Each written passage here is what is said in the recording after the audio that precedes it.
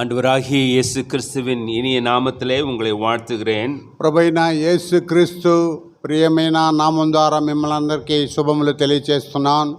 இந்த அருமையான கர்த்தருடைய நாளிலே கர்த்தரை ஆராதிக்க நாம் வந்திருக்கிறோம். ఈ రమ్యమైన దేవుని దినములో పునరుద్ధాన దినములో ప్రభువును ఆరాధించటకు మనం చేరి వచ్చున్నాం.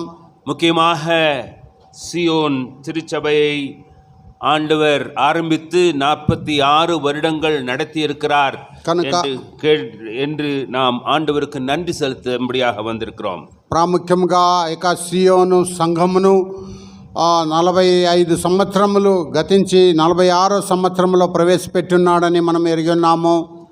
கர்த்தர் செய்த எல்லா நன்மைகளுக்காக அவருக்கு நாம் துதி ஸ்தோத்திரங்கள் ஏறெடுக்க வேண்டும். ప్రభు చేసిన అన్ని మేలుల కొరకై ఉపకారముల కొరకై ఆయన స్తుతించి ఆరాధించవలసిన వారమై ఉన్నాం. இந்த ஆராதனையிலே உங்களோடு கூட பங்கு பெறவும் ஆண்டவருடைய வசனத்தை உங்களோடு கூட பகிர்ந்து கொள்ளவும் எனக்கு கிடைத்த இந்த சந்தர்ப்பத்திற்காக ஆண்டவருக்கு நன்றி செலுத்திக் கொள்கிறேன். కనుక ఈ ఆరాధనలో మీతో పాటు పాలు పొందుటకు మీతో పాటు అనుభవించుటకు ప్రభు నాకు ఇచ్చిన ఆధిక్యతను బట్టి నేను ప్రభువును స్తుతిస్తున్నాను.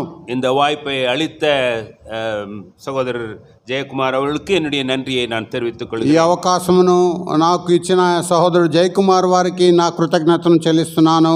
அநேக ஆண்டுகளுக்கு பிறகு நான் வருகிறேன். அதற்காக ஆண்டவர் செய்த காரியங்களை பார்த்து நான் ஆண்டவருக்கு துதிகளை ஏறெடுத்துக் கொள்கிறேன். అనేక సంవత్సరం క్రితము అనేక సంవత్సరం తర్వాత నేను ఇక్కడికి వచ్చి ఉన్నాను.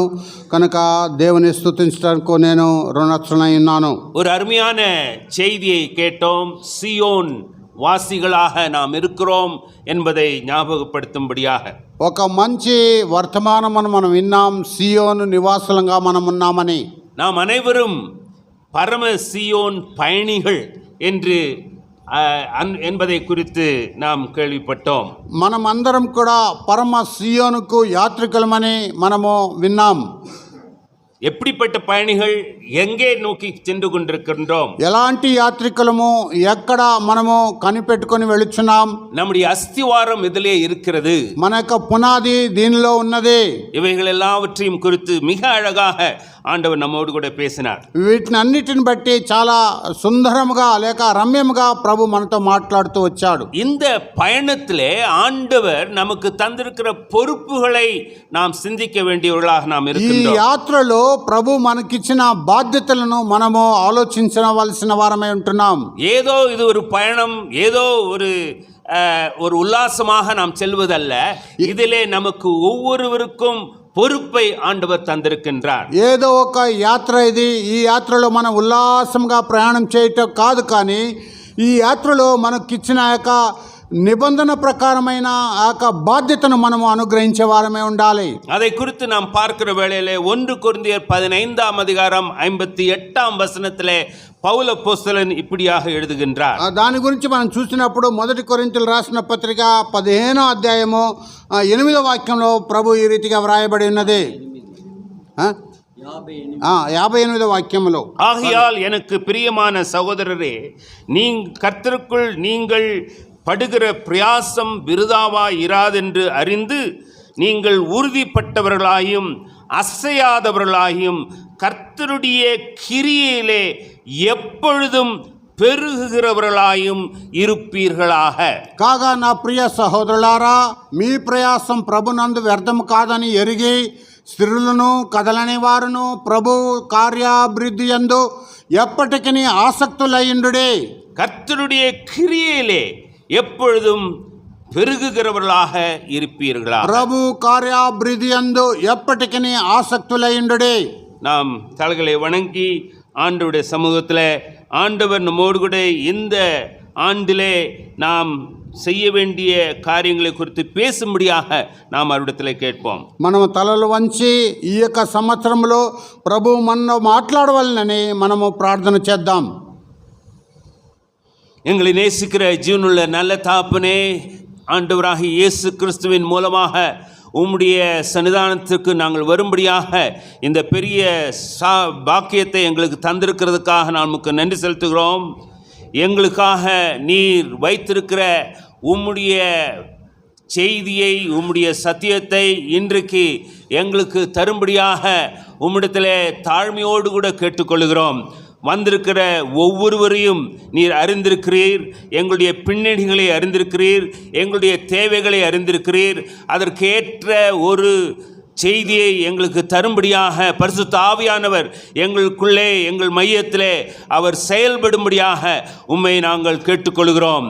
பலத்தினாலும் அல்ல, பராக்கிரமத்தினாலும் அல்ல, என்னுடைய ஆவியினாலே ஆகும் என்று நீ சொல்லியிருக்கிறபடினாலே சிதறி கிடக்கிற சிந்தனைகளை நாங்கள் ஒருமுகப்படுத்தி ஆண்டவரே, நீர் எங்களோடு கூட பேசும் பொழுது அதை கேட்கிறவர்களாக மட்டுமல்ல, அதற்கு நாங்கள் கீழ்ப்படுகிறவர்களாகவும் அதன்படி வாழ்கிறவர்களாகவும் எங்களை நீர் மாற்ற வேண்டும் என்று நாங்கள் கேட்கின்றோம்.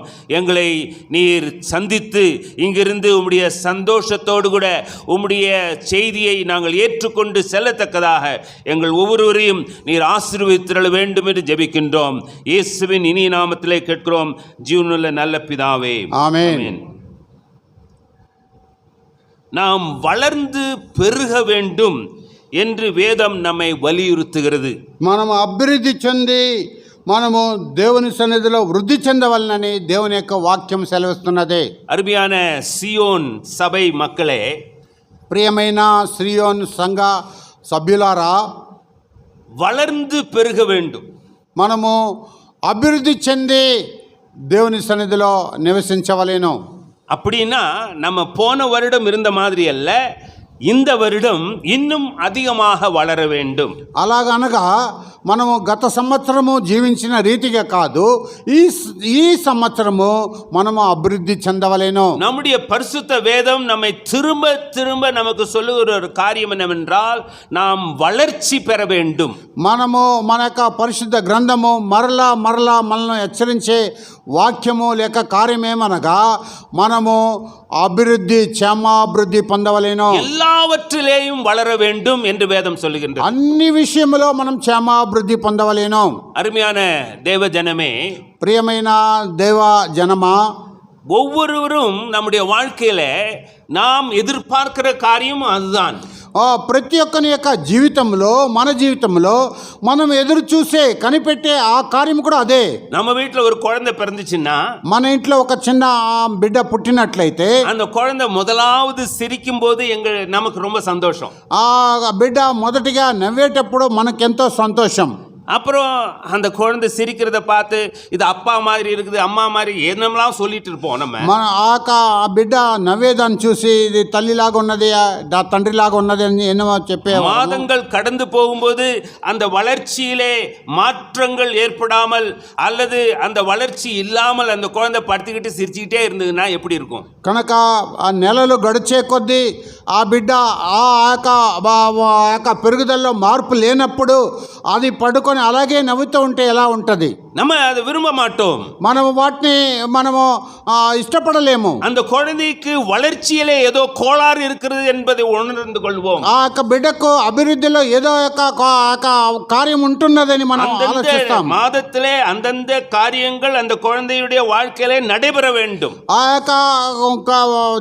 యొక్క బిడ్డ జీవితంలో ఆయా నెలలో ఆ యొక్క కార్యములు జరుగుతూ క్షేమం కలగవలేను. அப்படி இல்லை என்றால் உடனே அதற்காக ஏதாவது செய்ய வேண்டும். இந்த குழந்தையை யாரிடத்திலாவது காண்பிக்க வேண்டும். ஏன் இந்த குழந்தைக்கு வளர்ச்சி இல்லை என்பதை அதிகமாக நாம் கவனம் செலுத்துவோம். అలా లేకున్నట్లయితే ఈ బిడ్డను ఎవరి దగ్గరైనా వైద్యుని దగ్గర చూపించవలన, ఎందుకు ఈ బిడ్డకు అభివృద్ధి లేదని. ஆனால் అయితే நம்முடைய கிறிஸ்தவ வாழ்க்கையில, క్రైస్తవ జీవితములో, நம்முடைய சபை ஜீவியத்திலே, మన సంఘ జీవితములో அதே గమనத்தை நாம் செலுத்துகிறோமா என்று நம்மை கேள்வி கேட்க வேண்டும். అదే గమనికను మనము అనుగ్రహిస్తున్నామా లేక ఆలోచిస్తున్నామని మనము ప్రశ్న వేసుకొనవలెను. என்ன தப்பா நினைச்சு கூடாது, నన్ను తప్పుగా ఎంచుకొనకూడదు. கர்த்தர் உங்களை அழகாக அங்கே டானில் ரோட்லேருந்து இங்கே கொண்டு வந்து வச்சிருக்கிறாரு. ప్రభు మిమ్మల్ని ఎంతో రమ్యముగా ఆ టానీ రోడ్ నుంచి ఇక్కడ తీసుకొచ్చి పెట్టినాడు. பல ஏற்றத்தாழ்வுகளிலே ஆண்டவர் நடத்தி இருக்கின்றார். అనేక ఎగుదుగల్లో మనల్ని నడిపించినాడు. ஆனால் நாம் வளருகிறோமா என்று நாம் கேள்வி கேட்க வேண்டியவர்களாக இருக்கின்றோம். అయితే మనం అభివృద్ధి చెందుతున్నామా అనే ప్రశ్న వేసుకునే వారమే ఉంటున్నాం. ஏதோ வரோம், ஏதோ ஆராதிக்கிறோம், ஏதோ இந்த ஹவுஸ் ஆஃப் வர்ஷிப்ல மெம்பர்ஸா இருக்கிறோம் அப்படின்னு இருக்கிறோமா? ఏదో మనం వస్తున్నాం, ఆరాధిస్తున్నాం, ప్రార్థిస్తున్నాం, ఏదో యొక్క సహవాసంలో మనము ఒక అంగముగా ఉంటున్నామా? எபேசியர் 4:15 ఎఫెసీయులకు రాసిన పత్రిక 4:15 நேரம் குறைவாக இருக்கிறபடினாலே நான் வாசித்து சென்று விடுகிறேன். మనము సమయం కొరతగా ఉన్న దాన్ని బట్టి మేము చదివి ముందుకు వెళ్ళిపోతున్నాం. எபேசியர் 4:15 என்ன வாசிக்கின்றோம்? ఎఫెసీయులకు రాసిన పత్రిక 4:15 మనం ఏం చదువుతున్నాం? தலையாகிய கிறிஸ்துவுக்குள் எல்லாவற்றிலேயும் நாம் வளருகிறவர்களாய் இருக்கும்படி క్రీస్తు వలె ఉండుటకు మనం అన్ని విషయంలో ఎదుగుదాము அப்படின்னு சொல்லிட்டு அப்படி அந்த விசுவாசிகளை அங்கே உற்சாகப்படுத்துகிறதை பார்க்கின்றோம். ఆ రీతిగా ఆ మాటను సెలవిచ్చి విశ్వాసులను ఉత్సాహపరుస్తున్న చూస్తున్నాం. என்னுடைய தனிப்பட்ட வாழ்க்கையிலே ஒரு வளர்ச்சி இருக்க வேண்டும். నా వ్యక్తిగత జీవితంలో ఒక అభివృద్ధి కనబడవలెను. கிறிஸ்துவுக்குள் இருக்கிற என்னுடைய வாழ்க்கையிலே ஒரு வளர்ச்சி இருக்க வேண்டும். క్రైస్తవత్వంలో ఉంటున్న నా జీవితంలో ఒక అభివృద్ధి కనబడవలెను.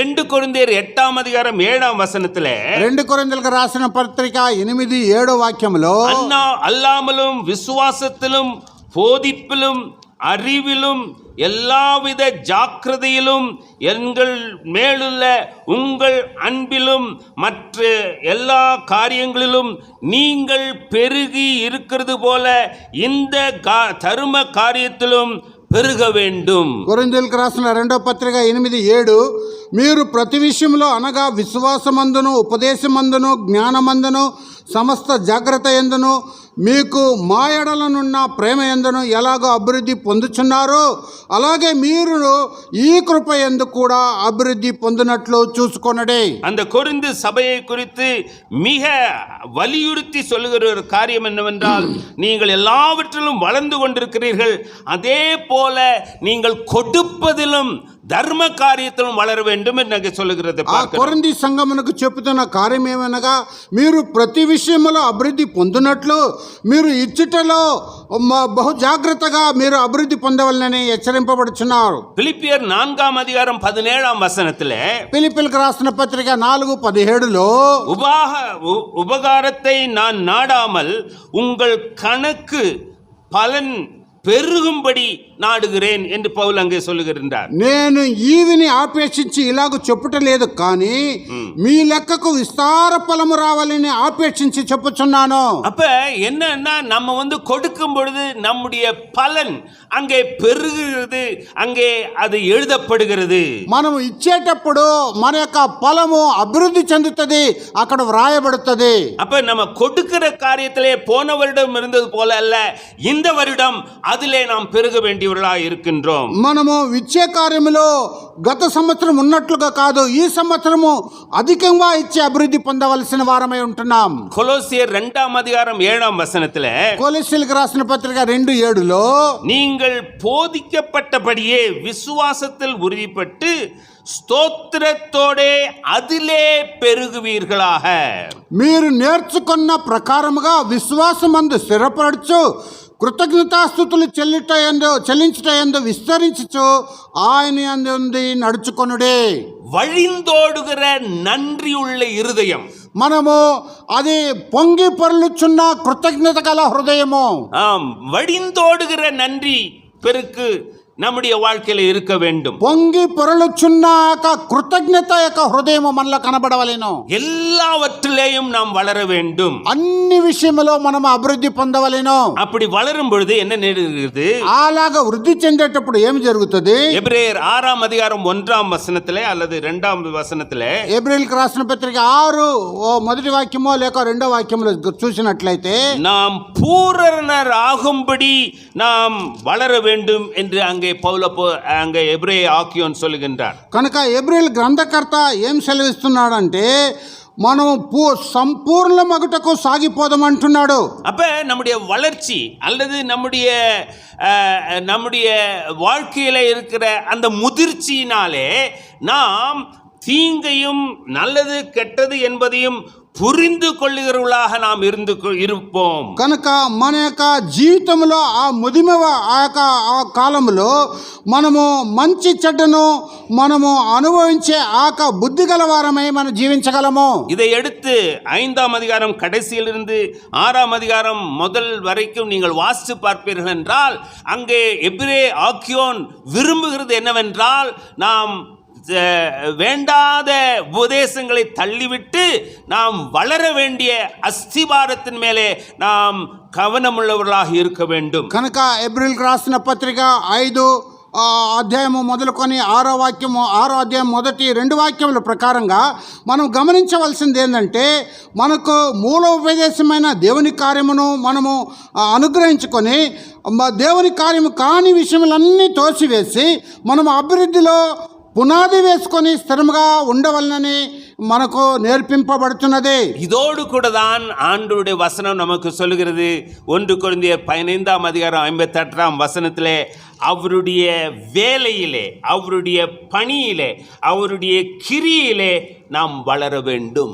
కనుక వీటిని బట్టే మనము ఆ 1 కొరింథీయులకు రాసిన పత్రిక 18 58వ వాక్యములో మనము ప్రభు కార్యాభివృద్ధి నందు ఎప్పటికీ ఆసక్తిలో ఉండవలనని హెచ్చరింపబడుచున్నాం. எப்படி வளர்ந்திருக்கிறோம், ఏ రీతిగా మనం అభివృద్ధి చెంది ఉన్నాం. அருமையான தேவஜனமே, நம்ம இந்திய தேசத்திலே கிறிஸ்தவர்களுடைய வளர்ச்சியை நாம் பார்க்கிற வேளையில మనము ఆ భారతదేశంలో క్రైస్తవుల యొక్క అభివృద్ధిని మనం చూసేటప్పుడు, சபையுடைய வளர்ச்சியை பார்க்கிற வேளையில సంఘం యొక్క అభివృద్ధిని మనం చూసేటప్పుడు எங்கெல்லாமோ வளர்ச்சி இருக்கிறது. ఎక్కడో అక్కడ అభివృద్ధి ఉన్నది. இன்றைக்கு பஞ்சாபிலே வளர்ச்சி இருக்கிறது. ఈ దినం పంజాబ్లో అభివృద్ధి ఉన్నది. சில குறிப்பிட்ட இடங்களிலே அங்கே வளர்ச்சி இருக்கிறது. కొన్ని స్థలముల్లో అభివృద్ధి ఉన్నది. ஆனால் முழுமையாக நாம் பார்க்கிற வேளையிலே எல்லா சபைகளும் இருந்த மாதிரியாகவே இருந்து கொண்டிருக்கிறது. కనుక మనము మొత్తము ఆ యొక్క లోకమంతా చూసేటప్పుడు అన్ని సంఘములో ఎక్కడ ఉన్నారో అక్కడే ఉంటున్నది. வெகு சில சபைகளே அந்த வளர்ச்சியை குறித்து சிந்தித்து அந்த வளர்ச்சி உண்டாக வேண்டும் என்று முயற்சி செய்து அதற்காக பாடுபடுகிறார்கள். కొన్ని సంఘములో సభలో మాత్రమే ఆ అభివృద్ధి గురించి ఆలోచించి ఆ అభివృద్ధిలో మనము నివసించి అభివృద్ధి పొందవలనని వారు ఆలోచిస్తున్నారు. நம்ம இந்த பெங்களூர் பட்டணத்தை குறித்து சுற்றி பார்க்க வருகிறவர்கள் విధాన్ సౌదా బిల్డింగ్ పోయి పాపాంగ. ఇక బెంగళూరు పట్టణమును వారు తిరిగి చూసి వచ్చేవారు యాత్రికులు ఇక విధానసభ యొక్క భవనమును వెళ్ళి చూడగలరు. நீங்களாம் பார்த்திருக்கீங்களா? మీరంతా చూస్తున్నారు కదా. அந்த கட்டிடத்துக்கு முகப்பிலே ஒரு வசனமானது எழுதப்பட்டிருக்கிறது. ఆ యొక్క భవనంకు ముందుగా ఒక వాక్యం రాయబడి ఉన్నది. என்ன எழுதி இருக்கும் தெரியுமா? ఏమి రాయబడి ఉన్నది తెలుసా? Government work is God's work. ఆ ప్రభుత్వం యొక్క పని దేవుని యొక్క పని. அப்ப அரசு வேலை கடவுளுடைய வேலை என்று அங்கே எழுதப்பட்டிருக்கிறது. కనుక ప్రభుత్వం యొక్క పని దేవుని యొక్క పని అని వ్రాయబడి ఉన్నది. அப்ப அதுக்குள்ள போய் வேலை செய்யறவங்க எல்லாம் அத கடவுளுக்கு செய்யற வேலையா செய்யணும். దాని లోపలికి వెళ్ళి పని చేసేవారు అందరూ కూడా దేవునికి చేసే పనిగా వారు చేయవలెను. ஆனா எப்படி நடக்குதுன்னு உங்களுக்கும் எங்களுக்கும் நல்லா தெரியும். ఆ రీతిగా అయితే ఎలా జరుగుతున్నది నీకు నాకు చాలా బాగా తెలుసు. கவர்மெண்ட் ஆஃபீஸில் போய் யாரையா பார்க்கணுன்னா ஏதாவது காரியம் நடக்கணும்னா அங்கே அந்த ஒரு நாள் முழுவதும் போயிடும். அங்கே ஒன்றுமே நடக்காது. కనుక గవర్నమెంట్ ఆ యొక్క ప్రభుత్వ కార్యాలయంలోకి వెళ్ళి ఏమైనా చేయాలి, ఏమైనా చేయించుకోవాలి అంటే దినమంతా గడిచిపోతుంది, అక్కడ ఒక కార్యం కూడా జరగదు. ஆனால் நம்முடைய கேள்வி என்ன, நம் கர்த்தருடைய பணியை நாம் எப்படி செய்கின்றோம்? అయితే మన ప్రశ్న ఏమిటి, దేవుని యొక్క పనిని మనం ఏ రీతిగా చేస్తున్నాం? அதிலே வளர்ந்து கொண்டிருக்கிறோமா? ఆ పనిలో మనం అభివృద్ధి చెందుతున్నామా? முதலாவது எல்லாரும் அந்த பணியிலே ஈடுபடுகிறோமா? మొదటిగా మనమందరూ కూడా ఆ పనిలో కార్యకారిగా ఉంటున్నామా? ஒரு சில மூப்பர்கள், ஒரு சில ஊழியர்கள், இவர்கள் மட்டும்தான், தேவ ஊழியர்கள் மட்டும்தான் அந்த பணியில ஈடுபட்டு கொண்டிருந்தால், దేవుని సేవకులు, కొంతమంది పెద్దలు, పరిచారకులు మాత్రమే ఆ యొక్క పనిలో కార్యసిద్ధి కలుగు చేస్తున్నారు. நீயும் நானும் ஆண்டவருடைய இரத்தத்தால் கழுவப்பட்டு இந்த சபையிலே அங்கத்தினராக இருக்கிற வேளையிலே நாம் ஒவ்வொருவரும் அவருடைய పనిயிலே ஈடுபட வேண்டியவர்களாக இருக்கின்றோம். నీవు నేను ప్రభు యొక్క స్వరక్తం ద్వారా కడగబడి విమోచింపబడి దేవుని యొక్క పనిలో దేవుని యొక్క కార్యంలో కార్యసిద్ధి కలుగు చేసే వారంగా బాధ్యత గల వారంగా ఉండవలెను ప్రతి ఒక్కరు. இந்த வசனத்தை கொரிந்து சபையின் மக்களுக்கு அவர் எழுதி இருக்கிறார் என்பதை நாம் அறிந்திருக்க வேண்டும். ఈ యొక్క వాక్యమును కొరింథీ సంఘమునకు కొరింథీ ప్రజలకు పౌలు గారు వ్రాసినారని మనం ఎరగవలేను. அந்த சபையினுடைய மூப்பர்களுக்கு இது எழுதப்படவில்லை. ఆ సంఘం యొక్క పెద్దలకు ఇది రాయబడలేదు. அந்த ஒரு சிலர் அந்த சபையில் இருக்கிறவர்களுக்கு இது எழுதப்படவில்லை. కొంతమంది ఆ సంఘములో ఉన్న వారికి ఇది రాయబడలేదు. சபையில் இருக்கிற அத்தனை பேருக்கும் எழுதப்பட்டிருக்கிறது. సంఘములో అందరికీ ఇది రాయబడి ఉన్నది. பரிசுத்த ஆவியானவர் பவுல் அப்போஸ்தலனை கொண்டு எழுதப்பட்ட இந்த காரியம் நமக்கு ஒவ்வொருவருக்கும் இது இருக்க வேண்டும். పరిశుద్ధాత్మ దేవుడు ప్రేరేపింపబడి పౌలు అపోస్తల ద్వారా వ్రాయబడిన ఈ కార్యము మనకందరికీ విన్నవించుకోవాలని చెప్పబడుతున్నది. అరుமையான సహోదరనే సహోదరియే, ప్రియమైన సహోదరుడా సహోదరి, இந்த நாளுடைய ஆண்டவருக்கு நன்றி செலுத்துகிற இந்த ஆராதனை மிக நல்லது. ఈ దినము ప్రభువుని కృతజ్ఞత చెల్లించే ఈ దినము చాలా మంచిది.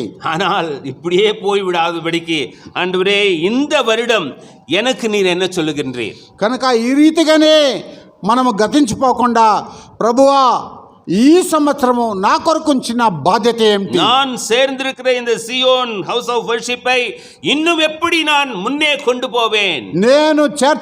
నన్ను అంగంగా చేర్చబడిన సియోన్ సంఘంలో నేను ఇంకా ఎందుకు ముందుకు కొనసాగవలేను? ఏ రీతిగా நீர் எனக்கு கொடுத்திருக்கிற பங்கு என்ன, அதை நிறைவேற்ற நான் ஆயத்தமாக இருக்கிறேன். ప్రభువా నీవు నాకు ఇచ్చిన భాగము పాలు అంది దాన్ని పరిపూర్ణం చేయటకు నేను సిద్ధంగా ఉన్నాను. இந்த வசனத்திலே பல காரியங்களை நாம் கற்றுக்கொள்ள முடியும். ఈ వాక్యములో అనేక కార్యములను నేర్చుకొనగలము. ஆனால் 3 காரியங்களை மட்டும் நான் சொல்ல విரும்புகின்றேன். అయితే 3 కార్యములు మాత్రం నేను ఇష్టపడుచున్నాను. முதலாவது காரியம், మొదటి కార్యము அறிந்து பெருக வேண்டும். మనము ఎరిగి అభివృద్ధి చెందవలెను.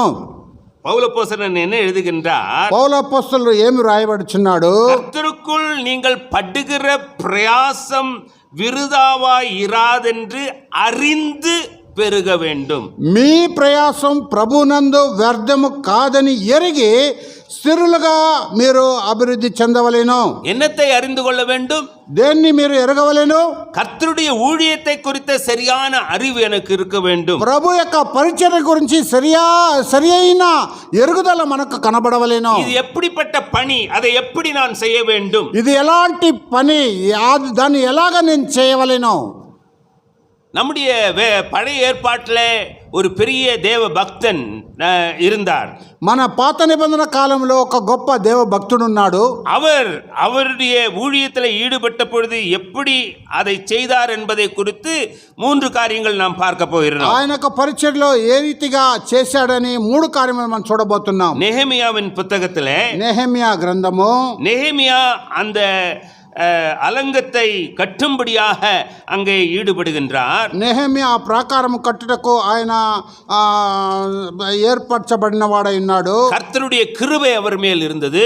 దేవుని యొక్క కృప ఆయన మీద ఉన్నది. ராஜாவினுடைய ఫేవర్ அவருக்கு இருந்தபடியினாலே, రాజు యొక్క కృప ఆయనకు ఉన్నది కనుక, దేవునుடைய దయவுள்ள కరం அவர் மேல் இருந்தபடியினாலே, దేవుని యొక్క దయగల హస్తము ఆయన మీద ఉన్నది కనుక இந்த பெரிய పనిயிலே அவர் ஈடுபடுகிறார். ఈ యొక్క గొప్ప పని మీద ఆయన ఏర్పరచబడ్డాడు. அவர் ஒரு கட்டிட தொழிலாளர் அல்ல.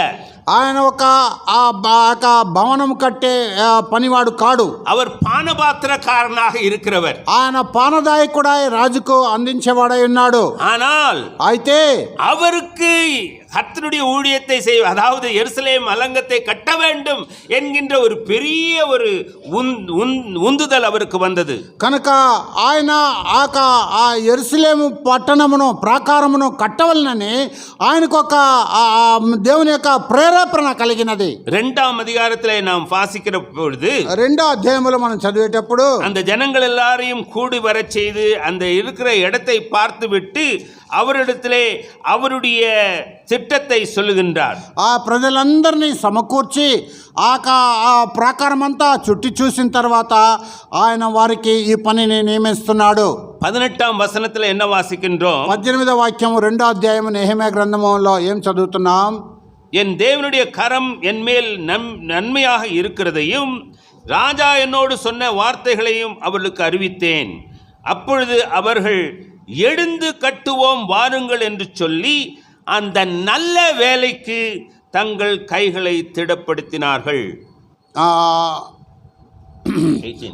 18 మరియు కట్టువారిలో ఒక్కొక్కడు తన కత్తిని 19. అప్పుడు నేను ప్రధాన 2 was 18 తా బ్రదర్, 2:18 తా.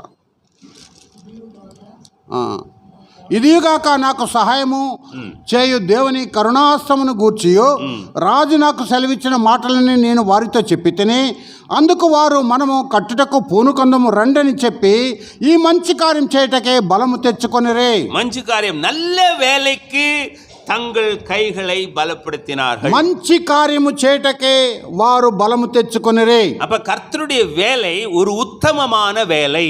అయితే ప్రభు పని ఒక ఉత్తమమైన పనిగా ఉంటున్నది.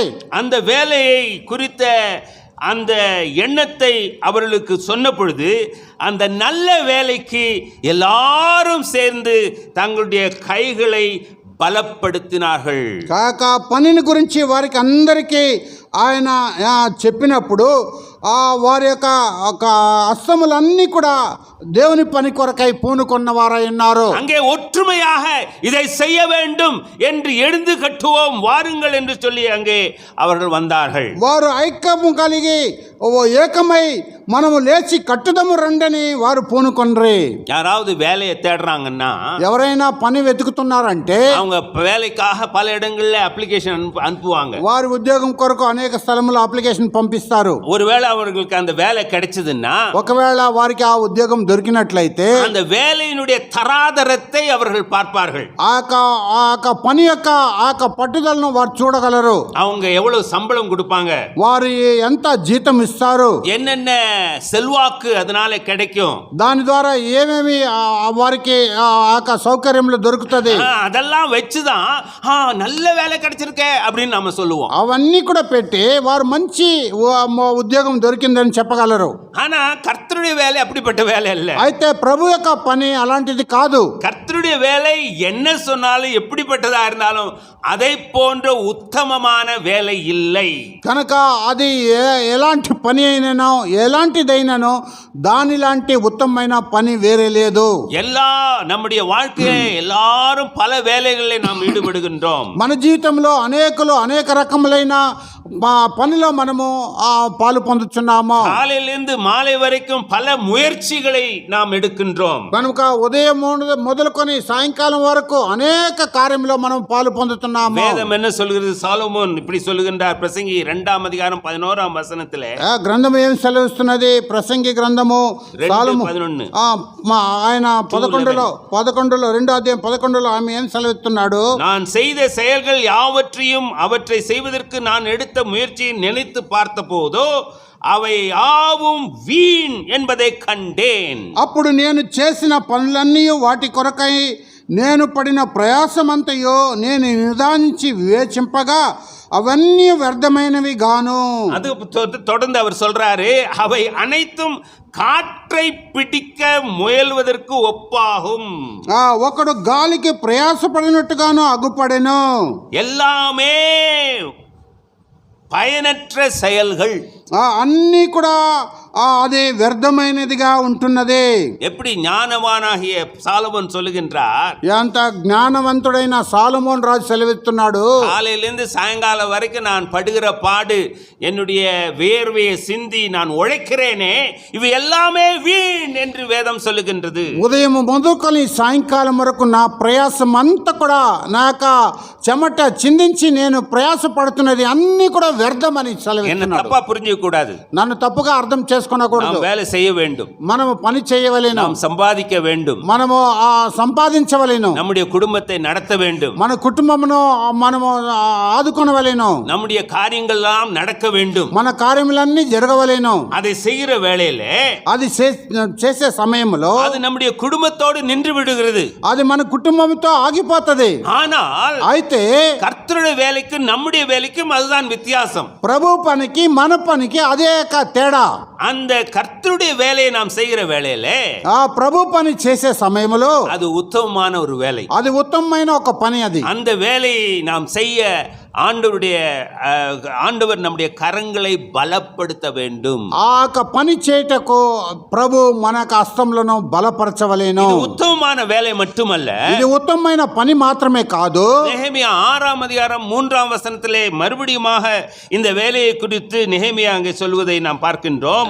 నెహెమ్యా గ్రంథం 6:3 వాక్యంలో మరలా నెహెమ్యా చెప్పే మాటను చూడగలము. என்ன நடந்தது అక్కడ ఏమి జరిగినది? அங்கே இவர்கள் செய்து கொண்டிருக்கிற வேலையை எப்படியாவது நிறுத்திவிட வேண்டும் என்று சொல்லி அங்கே சிலர் அவர்களுக்கு விரோதமாக முயற்சி எடுக்கிறார்கள். వారు చేస్తున్న పని ఏదైతేగానే ఆపవలనని కొంతమంది ఆ ఆటంకమునకు ఆ పని చేసుకుంటున్నారు. அவங்க சொல்றாங்க, நீங்க வந்து என்னங்களோட உட்கார்ந்து பேசுங்க, நம்ம பேசுவோம், இதை குறித்து பேசுவோங்கிறாங்க. వారు వచ్చి మాతో కూర్చొని మాట్లాడండి, దీని గురించి మాట్లాడదాం అంటున్నారు వాళ్ళు. அப்ப நெகேமியா 6ஆம் அதிகாரம் 3ஆம் வசனத்தில் இப்படி சொல்றாரு, అప్పుడు నెహెమ్యా 6:3 వాక్యంలో ఈ రీతిగా సెలవిస్తున్నాడు, நான் அவர்களிடத்தில் ஆட்களை அனுப்பி நான் பெரிய வேலை செய்கிறேன், நான் வர முடியாது, அந்த வேலையை விட்டு உங்களிடத்தில் வருவதால் இந்த வேலை நின்றுவிடும் என்று சொல்ல சொன்னேன். అందుకు నేను చేయి పని గొప్పది, దాన్ని విడిచి మీ యొద్దకు వచ్చుటకై నేను దాన్ని ఎందుకు ఆపవలెను, నేను రాలేనని చెప్పుటకు దూతలను పంపితేనే. நெகேமியா அவருடைய வேலையை பற்றி அவர் பார்க்கும்போது அவர் என்ன சொல்லுகின்றார்? నెహెమ్యా తన పని గురించి ఆయన చూసేటప్పుడు ఏమి సెలవిస్తున్నాడు? அது ஒரு பெரிய வேலை, అది గొప్ప పని. முதலாவது பார்த்தோம் உத்தமமான வேலை, మొదటిగా గమనించాం ఉత్తమమైన పని. இரண்டாவதாக பார்க்கிறோம் இது உன்னதமான வேலை. రెండవదిగా చూస్తున్నాం ఇది ఉన్నతమైన పని. ஏனென்றால் ఎందుకనగా இந்த வேலையின் நிமித்தமாக நாம் தேவனையும் மனிதர்களையும் இணைக்கின்றோம். ఈ పని నిమిత్తమే మనము దేవుని మనుషులను మనము ఐక్యపరుచుతున్నాము. அநேகரை நீதிக்குட்படுத்துகிறோம், అనేకులను నీతికి సమకూర్చుతున్నాము. கர்த்தருடைய வேலை நிமித்தமாக நித்தியத்திற்கு நாம் அவர்களை சேர்க்கிற அந்த வேலையில ஈடுபடுகின்றோம். ప్రభు పని కొరకు మనము నిత్యమునకు ఆయన వారిని చేర్చే ఆ పనిలో మనము ఈడుపడుచున్నాము. இந்த உலகத்துல என்னென்ன வேலை எல்லாம் செய்யலாம், எவ்வளவு வேணா சம்பாதிக்கலாம். ఈ యొక్క లోకంలో ఎన్నెన్నో పనులు చేయవచ్చు, ఎంతో సంపాదించవచ్చు. எவ்வளவு சம்பாதித்தாலும் எல்லா விதமான சௌகரியங்கள் இருந்தாலும் அது நமக்கு ஒரு திருப்தியை தராது. కనుక ఎంతో సంపాదించినా ఎన్ని సౌకర్యములు ఉన్నా కూడా అది మనకు ఒక తృప్తినివ్వదు. அதன் நிமித்தமாக நாம் அதிருப்தி அடைந்துதான் அதிகமாக இன்னும் சம்பாதிக்க வேண்டும் என்று தூண்டப்படுகின்றோம். కనుక దాని నిమిత్తమై అసంతృప్తి పొంది మనం ఇంకా ఎక్కువ సంపాదించవాలని ఆశపడుచున్నాం. ஆண்டவராய் இயேசு கிறிஸ்து யோவான் 6ஆம் அதிகாரம் 27ஆம் வசனத்தில் எப்படி சொன்னார்? ప్రభువైన యేసుక్రీస్తు యోహాను సువార్త 6:26 వాక్యంలో 27వ వాక్యంలో ఈ రీతిగా సెలవిచ్చాడు. 27వ వాక్యంలో ఈ రీతిగా సెలవిచ్చాడు, அழிந்து போகிற போஜனத்துக்காக அல்ல, நித்திய ஜீவன் வரைக்கும் நிலைத்து நிற்கிற போஜனத்திற்காகவே கிரியை நடப்பியுங்கள். క్షయమైన ఆహారం కొరకు కష్టపడకుడి గాని నిత్య జీవము కలుగు చేయు అక్షయమైన ఆహారం కొరకే కష్టపడుడి. இன்னைக்கு காலையிலேருந்து சாயங்காலம் வரைக்கும் உழைக்கிற இந்த காரியங்கள் எல்லாம் அழிந்து போகிறது. ఈ దినము ఉదయం మొదలుకొని సాయంకాలం వరకు మన ప్రయాసం అంతా కూడా నశించిపోతున్నది. ஆனால் అయితే நிலைத்து நிற்கிற போஜனத்திற்காகவே கிரியை நடப்பிக்க ஆண்டவர் நமக்கு சொல்லுகின்றார். కనుక ఆ అక్షయమైన ఆహారం కొరకే కష్టపడుడి అని సెలవిస్తున్నాడు. இது మాత్రమే நமது வாழ்வின் பிரதான நோக்கமாக இருக்க வேண்டும். ఇది మాత్రమే మన జీవితమునకు ప్రధానమైన ఉద్దేశమై ఉండవలేను. பொருளாதாரம் நமக்கு தேவை, அந்த நன்மைகள் நமக்கு தேவை. ஆனால் அதற்கு மேலாக இந்த உன்னதமான வேலையிலே நாம் ஈடுபட வேண்டியவர்களாக நாம் இருக்கின்றோம். ఆర్థికము మనకు అవసరమై ఉన్నది. అయితే ఆ యొక్క అవసరతను బట్టి మనం నమ్మకంగా ఉండేవారంగా కనబడవలేను. இன்னைக்கு எண்ணத்தை உண்போம், எண்ணத்தை குடிப்போம், எண்ணத்தை உடுப்போம் என்று வாடுகிறவர்களை நாம் நம்மை சுற்றி பார்க்கின்றோம். ఈ దినము ఏమి భుజించుదాము, ఏమి త్రాగుదాము, ఏమి ధరించుదామని ఆశించే వారిని మన చుట్టూ ఉన్న వారిని చూస్తున్నాం. ஆண்டவருடைய வசனம் சொல்லுகிறது, அதை குறித்து நீங்கள் கவலைப்பட வேண்டாம், அதற்காக கேட்கவும் வேண்டாம் என்று வேதம் சொல்லுகின்றது. కనుక ప్రభు యొక్క వాక్యం ఈ రీతిగా సెలవిస్తున్నది, దాని గురించి చింతపడకూడి, దాని గురించి మీరు ఆలోచన చేయకూడి, దాని గురించి అడగకూడి అని ప్రభు వాక్యం సెలవు. அதனுடைய முடிவிலே மத்தேயு 6:33 ஆண்டவர் சொல்றார், முதலாவது தேவனுடைய ராஜ்யத்தையும் அவருடைய நீதியும் தேடுங்கள். కనుక దాని యొక్క ముగింపులో మత్తయి రాసిన సువార్త 6:33 ఈ రీతిగా సెలవిస్తున్నాడు. కాబట్టి మీరు ఆయన రాజ్యమును నీతిని మొదట వెదుకుడి, అప్పుడు ఇవన్నీ మీకు అనుగ్రహింపబడును. எல்லாமே ஆண்டவர் தரேன்றாரு. నిజంగా సమస్తమును ఇస్తానంటున్నాడు ప్రభు. கேட்கறதுனால நான் கேட்கறதுனால கிடையாது. నీవు అడిగేదాన్ని బట్టి, నేను అడిగేదాన్ని బట్టి కాదు. நீ செய்ய வேண்டிய, நாங்க செய்ய வேண்டிய ஒரு காரியம் என்னவென்றால் அவருடைய ராஜ்யத்துக்காக நாம் உழைக்க வேண்டும். నీవు చేయవలసిన కార్యము, నేను చేయవలసిన కార్యము ఏమనగా ఆయన రాజ్యం కొరకై మనము ప్రయాసపడవలెను. இது உன்னதமான வேலை மட்டுமல்ல, ఇది ఉన్నతమైన పని మాత్రమే కాదు. இது உத்தமமான வேலை மட்டுமல்ல, ఇది ఉత్తమమైన పని మాత్రమే కాదు. இது உலகளாவிய வேலை. ఇది లోకము సంపాదించే పని. இதை அழகாக நெகேமியா அறிந்திருந்தார். దీన్ని నెహెమ్యా చక్కగా ఎరిగిన వాడై ఉన్నాడు. அப்ப அவர் சொல்றாரு, అప్పుడు ఆయన సెలవిస్తున్నాడు. நெகேமியா 4:19 నెహెమ్యా 4:19 நான் பிரபுக்களையும் அதிகாரிகளையும் மற்ற ஜனங்களையும் நோக்கி, வேலை பெரிதும் விஸ்தாரமாய் இருக்கிறது. అప్పుడు నేను ప్రధానులతోనూ అధికారులతోనూ మిగిలిన వారితో ఇట్లంటేనే పని మిక్కిలి గొప్పదే. என்ன சொல்றாரு? పని మిక్కిలి గొప్పదే. இந்த கர்த்தருடைய பணியானது ఇక దేవుని యొక్క పని பெரிதும் விஸ்தாரமான பணி. అది ఆ మిక్కిలి గొప్పదే. அப்ப முதல்ல என்ன பார்த்தோம்? మొదట ఏం చూసాం? இது நல்ல வேலை என்று ఇది பார்த்தோம். మంచి పని అని చూసాం. இரண்டாவது என்ன பார்த்தோம்? రెండవది ఏం చూసాం? என்ன பார்த்தோம்? ఉత్తమైన. இது இது பெரிய வேலை என்று பார்த்தோம். ఇది గొప్ప పని అని చూసాం. இங்க என்ன பார்க்கிறோம்? ఇక్కడ ఏం చూస్తున్నాం? வேலை விஸ்தாரமான வேலை. ఇది మిక్కిలి గొప్ప పని. இந்த மாதிரி விஸ்தாரமான வேலை வேற எதுவுமே கிடையாதுங்க. ఇలాంటి మిక్కిలి గొప్ప పని వేరేది లేదు. விஸ்தாரமான வேலை என்று சொல்லுகிற வேலையில, విస్తారమైన పని అని చెప్పేటప్పుడు எவ்வளவு வேலை செய்தாலும் தீராத வேலை. ఎంత పని చేసినా కూడా ఇది తీరని పనిగా ఉంటున్నది. இன்றைக்கு நம்முடைய தேசத்தை பார்க்கும் பொழுது ఈ దినము మన దేశం చూసేటప్పుడు 140 కోடி மக்கள் வாழ்கிறார்கள். 140 కోట్ల ప్రజలు జీవిస్తున్నారు. 4635 மக்கள் கூட்டங்கள் இங்கே வாழ்கிறார்கள். 4630 కూటములు ఇక్కడ జీవిస్తున్నారు. 1652 மொழிகளை பேசுகிறோம். 1552 భాషలను మాట్లాడుచున్నాం. இத்தனை பேருக்கும் நாம் சுவிசேஷத்தை அறிவிக்க வேண்டியவர்களாம் நாம் இருக்கின்றோம். ఎంత మందికి మన సువార్తను ప్రకటించే బాధ్యత కలిగిన వారమే ఉంటున్నాం. இந்த வேலையில மட்டும், ఈ పనిలో మాత్రము வேலையில்லா திண்டாட்டம் கிடையாது. పని లేని యొక్క ఆవశ్యకత లేదు. யாரு வேணா இந்த கர்த்தருடைய பணியில் ஈடுபடலாம். ఎవరైనా సరే ఈ యొక్క దేవుని యొక్క పనిలో మనము పాలు పొందవచ్చు. நீ கர்த்தருடைய பிள்ளையா இருந்தா, கர்த்தருடைய ரட்சிப்பை பெற்றுக்கொண்டிருந்தா, நீ இந்த பணியில ஈடுபடலாம். నీవు దేవుని యొక్క బిడ్డగా ఉంటే, దేవుని యొక్క రక్షణ పొంది ఉంటే, ఈ పనిలో నువ్వు పాలు పొందవచ్చు. இப்படின்னு சொல்லிட்டு நான் மதுரையில் ஒரு இடத்துல இப்படி பேசிட்டு இருந்தேன். ఇలా చెప్పి మధురలో ఒక స్థలంలో మాట్లాడుతా ఉన్నాను. அப்ப அந்த கூட்டம் முடிச்சிட்டு ஒருத்தர் என்கிட்ட வந்தாரு. ఆ కూడిక ఆ ముగింపులో ఒకరు నా వద్దకు వచ్చారు. நான் கவர்மெண்ட் சென்ட்ரல் கவர்மெண்ட் வேலையில நான் இருக்கிறேன். నేను భారత ప్రభుత్వంలో నేను ఉంటున్నాను. என்னுடைய வேலை என்ன, ஃபுட் பிரிசர்வேஷன், இந்த சாப்பாடை கெட்டு போகாம வைக்கிற அந்த வேலையை நான் செய்து கொண்டிருக்கிறேன். నేను ఆహారము ప్రిజర్వేషన్ భద్రత చేసే ఆ పని నేను చేస్తూ ఉన్నాను. அப்ப அவர் கேட்டாரு, అప్పుడు ఆయన అడిగాను, அப்படின்னா நான் அந்த வேலை கர்த்தருடைய வேலையை நான் எப்படி செய்ய முடியும்? అయితే నేను దేవుని పని ఎలా చేయగలను? நான் சொன்னேன், நீங்க அருமையா செய்யலாம், మీరు చాలా చక్కగా చేయవచ్చు. இன்னைக்கு எங்களுடைய பணித்தளத்துல எத்தனையோ பேருக்கு இந்த பொருட்கள் எல்லாம் அதிகமாக கிடைக்கும், அதை எப்படி ப்ரிசர்வ் பண்ணணும்னு அவங்களுக்கு தெரியாது. ఈ దినము ఈ యొక్క ఆహార వస్తువులన్నీ చాలా ఎక్కువగా తెలుసు, వాటిని ఎలాగ భద్రపరచవాలని వారికి తెలియదు. ஒரே டைம்ல தக்காளி ரொம்ப வந்துடும், ఒకే సమయంలో చాలా ఎక్కువగా వస్తాయి. ஒரே டைம்ல இப்ப அப்படிப்பட்ட பழங்கள் அதிகமாக கிடைக்கும், ఒకే సమయంలో అలాంటి ఫలములు అధికంగా రావచ్చు.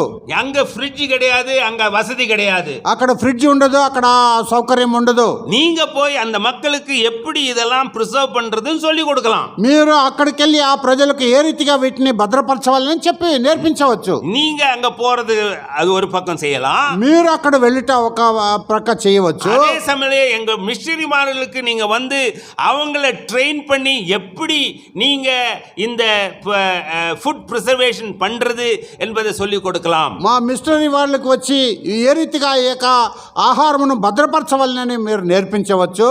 அவருக்கு உடனே அதை புரிந்து கொண்டார். ఆయన వెంటనే దాన్ని అర్థం చేసుకునేను. அவர் என்ன செய்தார் தெரியுமா? ఆయన ఏం చేశాడు తెలుసా? அவர் உடனே எங்களுடைய பயிற்சி நிலையத்துக்கு எங்களுடைய பயிற்சி, எங்களுடைய அருட்பணி பயிற்சியாளர் ஒவ்வொருவருக்கும் அவருக்கு சொல்லிக் கொடுத்தார். కనుక మా యొక్క ఆ కోత కాలంలో ఆ సమయంలో వచ్చి ప్రతి ఒక్కరికి ఆ యొక్క కార్యమును నేర్పించాడు. ஏனென்றால் எங்களுடைய பணித்தளங்களில் இருக்கிற அத்தனை பேர்களுக்கும் அங்கே சரியான கரண்ட் வசதி கிடையாது, ஃப்ரிட்ஜ் கிடையாது, எந்த விதமான வசதியும் கிடையாது. కనుక మా యొక్క పని చేసేవారు, మిషనరీ పని చేసేవారు అందరికీ అక్కడ సరైన వసతులు ఉండవు, కరెంటు ఉండదు, సరైన భద్రత ఉండదు.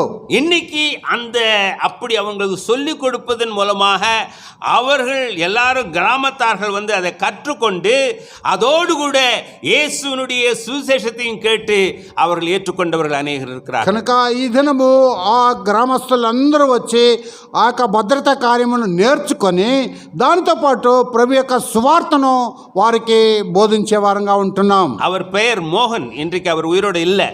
ఆయన పేరు మోహన్, ఈ దినం ఆయన సజీవంగా లేదు. அவர் உடனே என்ன செய்தார்னா, மதுரையில் அங்கே இருக்கிற வாலிபர்களை கூட்டி, நான் உங்களுக்கு இதை சொல்லி தருவேன், ஆனால் ஒரு கண்டிஷன்.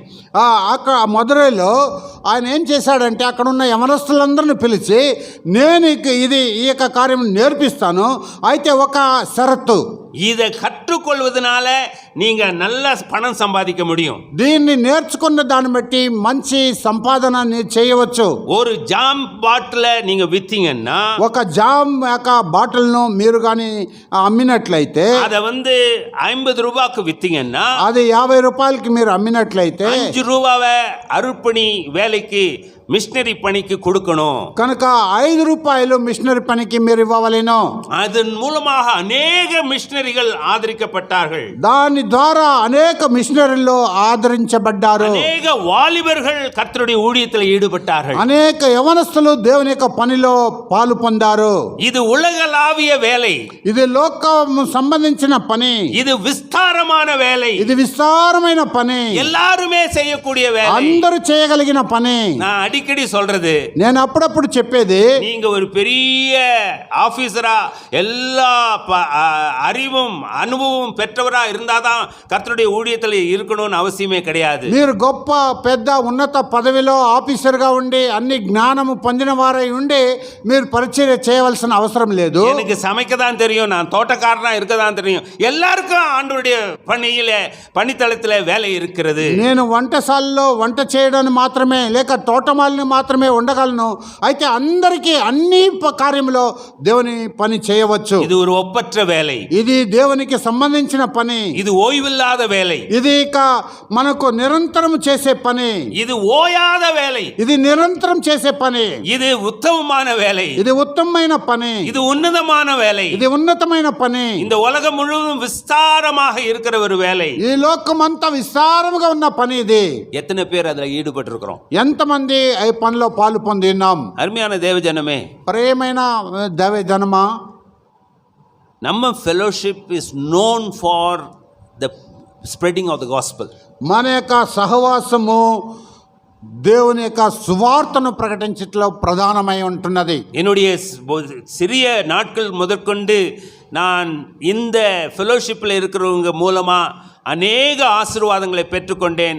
அவர்கள் மூலமாக நான் பயிற்றுவிக்கப்பட்டேன். కనుక నా చిన్న ప్రాయం నుండి నేను ఈ యొక్క సహవాసంలో పెరిగి అనేక ఆశీర్వాదములు పొందాను. దాని ద్వారా అనేక తర్బీదు నేను పొందినవాడై ఉన్నాను.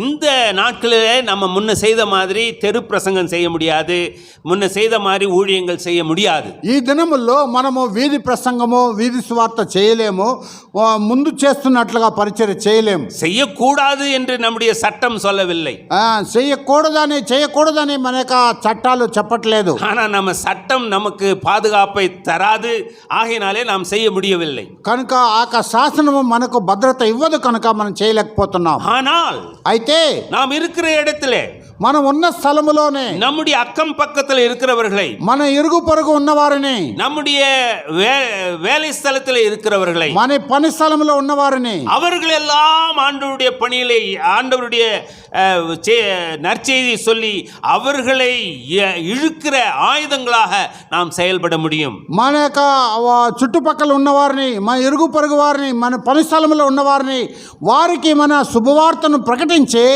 దేవుని ఆకర్షించే వారంగా చేయగలము. தேவை என்ன தெரியுமா? మా అవసరత ఏం తెలుసా? அதுக்கான ஒரு தரிசனம் வேண்டும். దాని కొరకు ఒక దర్శనము అవసరమై ఉన్నది. நீங்களும் நானும் அந்த தரிசனத்தை பெற்றுக்கொள்ள வேண்டும். మీరు నేను ఆ దర్శనమును పొందవలేను. அந்த தரிசனம் என்ன தரிசனம்? ఆ దర్శనం ఎలాంటి దర్శనం? అది வெளிப்படுத்தல் விசேஷம் 7ஆம் அதிகாரம் 9ஆம் வசனத்திலே நாம் பார்க்கிற பிரகாரமாக நாம் எண்ணக்கூடாதபடிக்கு சகல பாஷைக்காரரும் சகல தேசக்காரரும் அங்கே கூடி ஆண்டவருடைய பாதப்படியிலே வருகிற அந்த தரிசனம். కనుక ప్రకటన గ్రంథం 7వ అధ్యాయము 9వ వాక్యంలో చూసినట్లయితే మనము ఆ లెక్కలేని ప్రతి జనములోను, ప్రతి వంశంలోను, ప్రజల్లో నుండి ఆయా భాషలు మాట్లాడే వారిలో నుండి అక్కడికి వచ్చేవారుగా ఉంటున్నారు.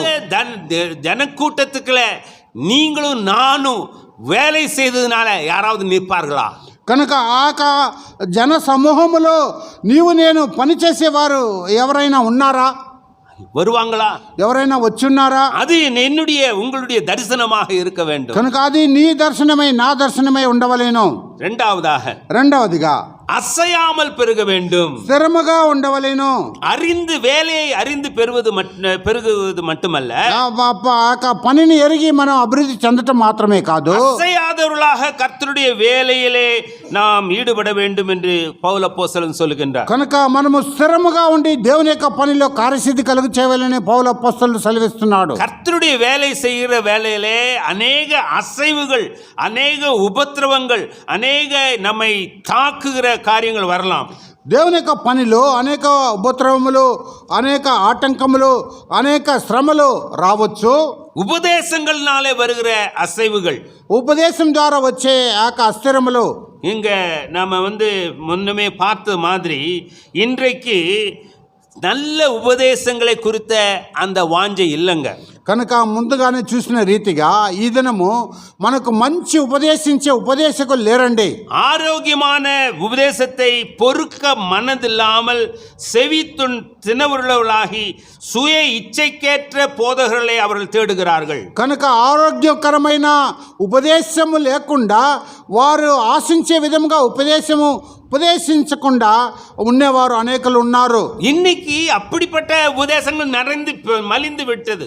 కనుక ఈ దినము అలాంటి ఉపదేశములు ఎంతో ఎక్కువగా అభివృద్ధి ఉన్నది. செழுமை, திரட்சி, பலவிதமான காரியங்கள் ஆண்டவரிடத்துல நீங்க வந்தீங்கன்னா கிடைக்கும். இதை மட்டும் தான் சொல்லிட்டே இருக்காங்க. మీకు మేలులు క్షేమము పల విధమైన ఆశీర్వాదములు దేవుని దగ్గరికి వస్తే దొరుకునని ఇవి మాత్రమే చెప్తారు. கர்த்தருடைய பணியில ஈடுபடும் போது உபத்திரவம் இருக்கிறது என்று யார் சொல்லுகிறார்கள்? దేవుని యొక్క పనిలో ఉన్నప్పుడు చాలా ఉపద్రవం ఉన్నదని ఎవరు చెప్తున్నారు? அந்த உபத்திரவம் வரும்போது அசையாமல் இருக்க வேண்டும் என்று யார் சொல்லுகிறார்கள்? ఆ ఉపప్రదం వచ్చేటప్పుడు స్థిరముగా ఉండాలని ఎవరు చెప్తున్నారు? பவுல் அப்போஸ்தலன் சொல்லுகின்றார் 2 கொரிந்தியர் 4:8-9 పౌలు అపోస్తలులు సెలవిస్తున్నారు. కొరింథీయులకు రాసిన 2వ పత్రిక 4:8-9లో நாங்கள் எப்பக்கத்திலும் நெருக்கப்பட்டு ஒடுங்கி போகிறதில்லை, கலக்கம் அடைந்தும் மன முறிவடைவதில்லை, துன்பப்பட்டும் கைவிடப்படுகிறதில்லை, கீழே தள்ளப்பட்டும் மடிந்து போகிறதில்லை. 8-9 వాక్యం అండి. కొరింథీయులకు రాసిన 2వ పత్రిక 4వ అధ్యాయము.